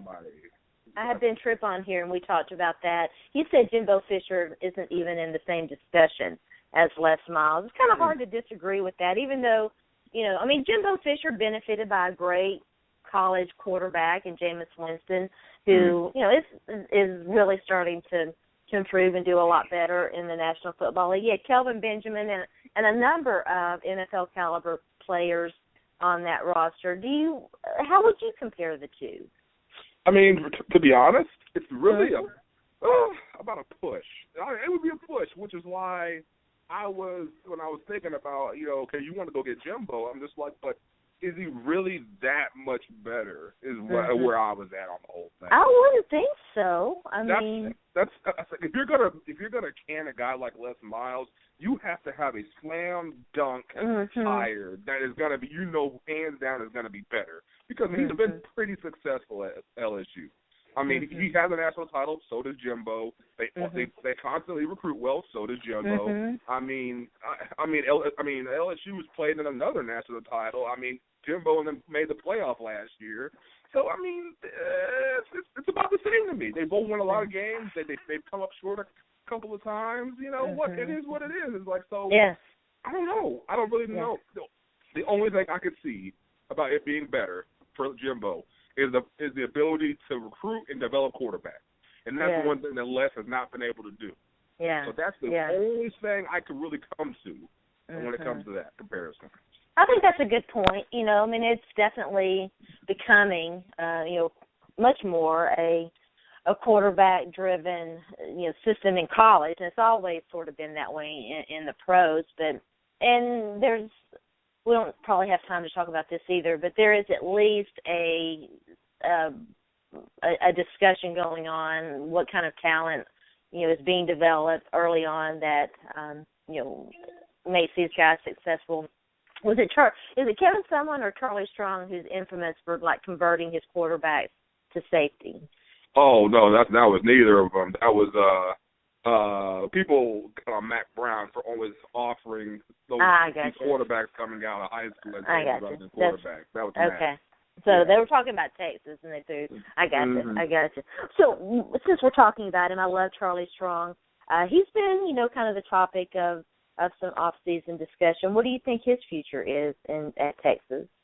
Got to win this year. I mean, at the end of the day, he has to win games, and I mean, people were ready to get rid of him this year, but in any situation. When you come into the situation like Charlie did, he needed time to to do a complete overhaul of the program. So giving him 2 years wouldn't have been fair. I mean, cutting ties before he got 2 real recruiting classes into the boat wouldn't have been fair in my book. That's completely unfair. Yeah. So this next year he'll have 2 recruiting classes in. I mean, I've watched every game this year, so I've seen the amount of talent that is underclassmen in the program right now, and if he's able to add on to what's already had to play and get experience, then the program has a chance to be much better than what it's been in the past. He just needs time. But and the main thing is he's got to find a quarterback. You don't have one, so you have one. It is what it is. And he's got to do whatever he can to find a quarterback. I mean, he just hired a new offensive coordinator.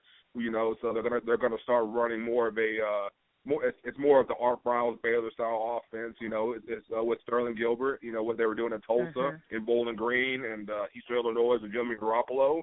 So he's got so now you're gonna have the exciting offense that everybody wants to see.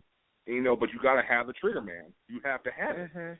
So now this is why it gets so interesting now, because with the whole Kyler Murray situation, when you recruited him hard up until the very end in January, and now even though he'd have to sit out a year, you might potentially be able to get him in the boat again and then put that offense on the field, and it could.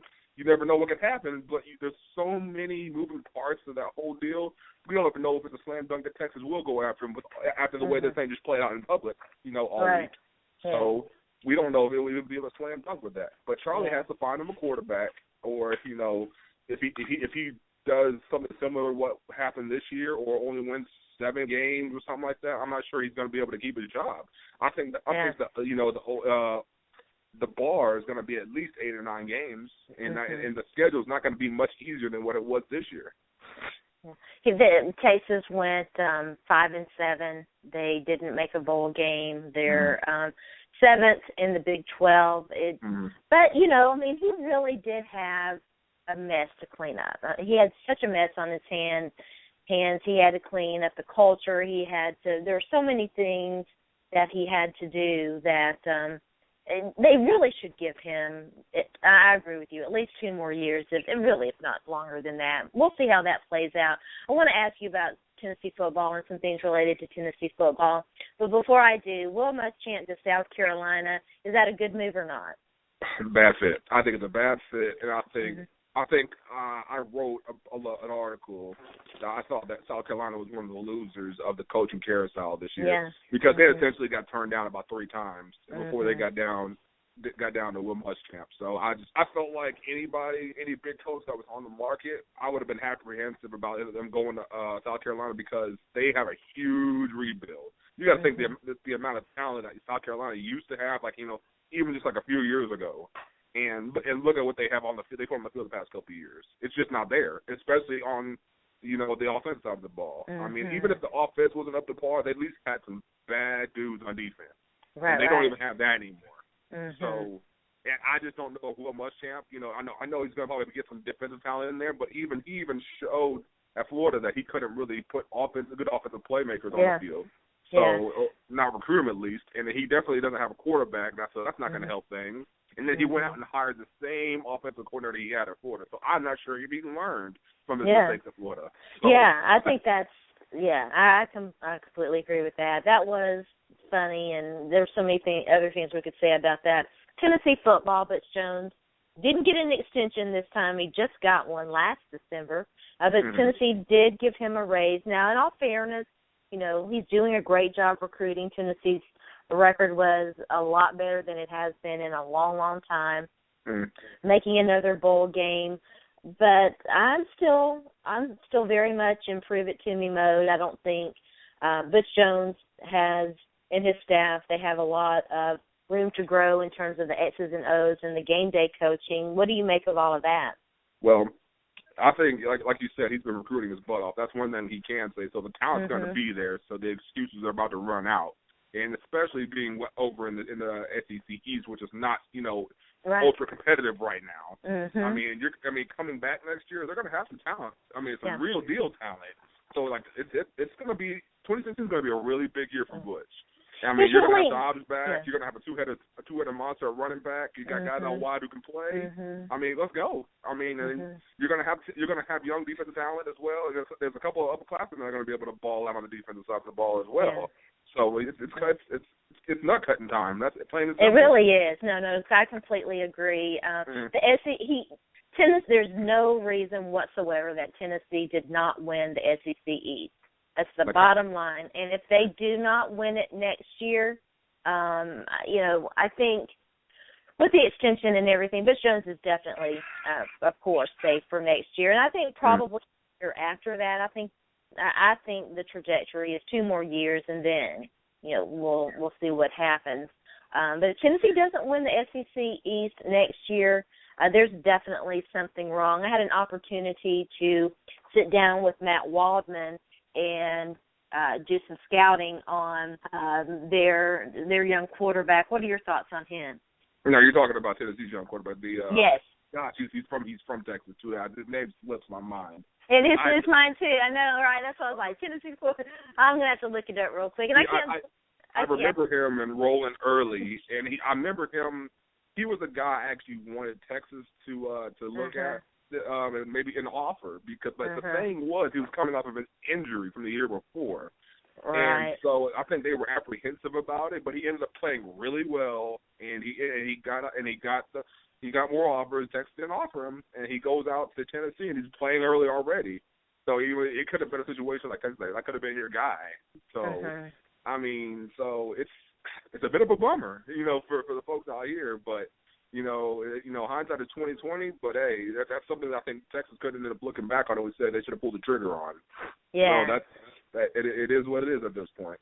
Yeah, I'm looking his name up real quick, so bear with me. I want to say it's Dormandy, I think his last name, or something like that. I forgot it. But no, you're talking about the guy behind him. I'm talking about Joshua Dobbs. Oh, you're talking about Dobbs. I thought when you said young quarterback, I thought you were talking about the kid, the younger kid. Yeah. No, they've got some young talent behind Josh Dobbs, no question. Yes. Yes, but Josh Dobbs, No, Josh Dobbs I thought was a guy who was going to surprise a lot of people this year. And I actually, I do like college fantasy football and stuff like that. And he was one of my guys I made sure I picked up because I thought because with the supporting cast around him, I thought he had a chance to do some things. Yeah. And he ran a lot more than I thought he was going to going into the year. I was expecting him to line it up a little bit more throwing the ball, but he used his legs an awful lot this year. So that was hey, you got to get it how you can. But you do. I thought they should have let unleashed him a little bit more earlier on. You're not going to get any better if you're not throwing the ball, and so we'll see how that whole situation plays out. Big news on Twitter earlier, just before we started this interview, actually. T. Martin, former Tennessee, the last guy to win a national championship at Tennessee, chose the University of South Carolina. Now, he had been on the Tennessee's coaching staff, but was poised to come back, chose USC, to stay at USC over returning to Tennessee. And has really done well, at USC. He's a great recruiter. Everybody knows that. Has been promoted to the offensive coordinator position. What do you think? Is he ready?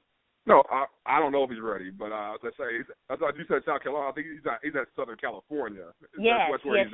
Yeah, but no, I don't know if he's ready. I mean, because Clay Helton, he was a play caller last year, before he got promoted and stuff like that. I've always known Coach Martin to be a rainmaker on the recruiting trail. Right. And I'm not extremely familiar with him as a play caller. I mean, and obviously, I'm not sure if Helton is doing this in a move to try to make sure he keeps him around, or like is it going to be something that's just a title, or is he going to actually be calling plays? Because obviously, if this is if he's actually going to be calling the plays, and he's good at it. I mean, he's going to be looking for, not for too long. He'll probably be looking for a head coaching job if everything goes well, smoothly, because he can already recruit his butt off. He's already got that in spades. So. But, I mean, we're going to see sooner or later. I think we are. We're going to I think the big thing for USC is that they figured out, down the stretch whenever Clay Helton took over, they figured out what they needed to do offensively. I mean, I think their biggest issues is on the defensive side of the ball. They got to get that fixed, from what I saw in that last game against Stanford. And I think they know that they're going to have to hand the ball off to young studs like, Ronald Jones and people like that. Let them eat, and I mean, they're going to have to figure out what they're going to do at quarterback now. I mean, I figured Max Brown's going to be their next man up with Kessler leaving. Well, it's going to be interesting. I mean, they're always going to be able to recruit at Southern Cal. They never have an issue with that. And I'm anxious to see what it's going to look like. I mean, they've whipped on these last two coaching hires, so they got to get something right. I mean, so we'll see what they do. Yeah, it's a big decision for their AD. He came under a lot of fire during and USC. Deserved.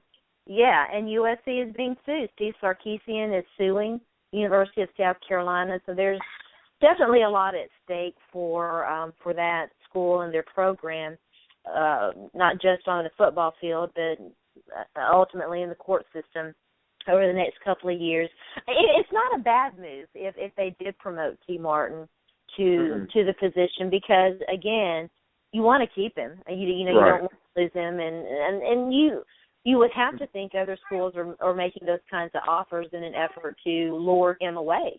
Absolutely. And whenever, especially with the way the college football landscape is right now, they're absolutely trying to get as many recruiters on staff, guys like T. Martin, as they want. I mean, like I said, it might have been just the move to make sure you kept him around, because especially as coaching staff goes, you love continuity, and especially, I don't know who he's lead recruiter on, but that could also play a factor too. They, we got signing day coming up here, in a little bit, and you want to make sure you land the ballers come February 3rd or 4th, and he's going to be one of the main reasons why USC brings some guys in. So very curious to see. T. Martin did exactly what for the most part, exactly what Tennessee needed him to do in 1998, that year after Peyton Manning left, and they were the beneficiary of some really lucky breaks. But obviously, he's got a pedigree in college football, and that certainly helps. College football playoffs are finally here. We're in the second year of the playoff system. What do you think about the Final Four? Did they make the right decision? And give us your thoughts on the matchups. Oh, they couldn't screw it up this year. Everything kind of played out to the point where, like, 4 teams that are in it, there's no other way you could have had it. So this year they did. I'm still going to be a fan of whenever they get 8 teams in there. Yeah. Figure that out. The four teams in there, I'm perfectly okay with. And even though I was down on Michigan State early in the year because I wasn't really wowed by them, but they kind of came on down the line. They found a way to win some tough games, including even the Michigan game. Even the Michigan game, which was one of the craziest things I've ever seen in college football. They got that win. When you have wins on the road at Michigan, at Ohio State, and then you beat undefeated Iowa in the Big Ten title game, which was just old school smash mouth football. I mean, that's hard. You can't overlook that. So I think I would have much rather we saw a contrast in styles in the first couple of matchups. Like, I wish we could have seen Clemson versus like Michigan State and Oklahoma versus Alabama, rather than seeing Michigan State, Alabama, Clemson, Oklahoma. I wish we could have seen those two different contrasting styles, but it is what it is. We're gonna see like a spread team versus a more of a downhill, tough, physical, defensive team in the final anyway. So so we'll get what we want eventually. Yeah. So, who do you think it's going to be eventually? I think initially, I think it's going to be. I think Alabama's going to win the Michigan State game. and I'm having a hard time with the Clemson Oklahoma game, because I just felt whenever Oklahoma rolled in there, I said that's the team I wouldn't want to play right now, because they're playing their best football, they're hot.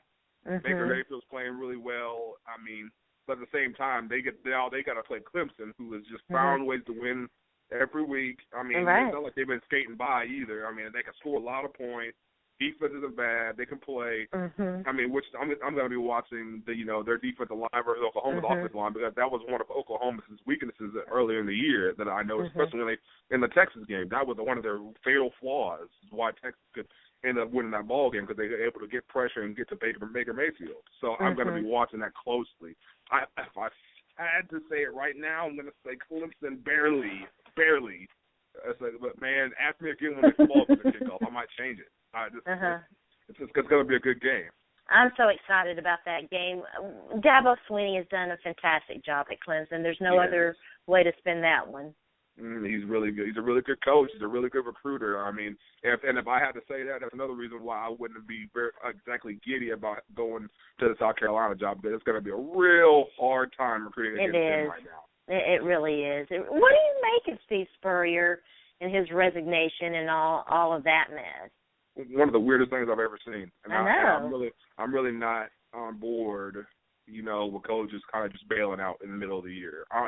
Whether it was a personal decision, whether it was an administration decision, I don't really like stuff like that. If you're gonna resign during the year, or if you're gonna resign, it was inevitable that you're gonna leave. Just ride it out. Let it go. Let it be a farewell tour. You're gonna go out. Everybody knows it. The team may play hard for you. You might squeeze out a couple more wins. But bailing abruptly midseason, I don't see how any good could have come of that.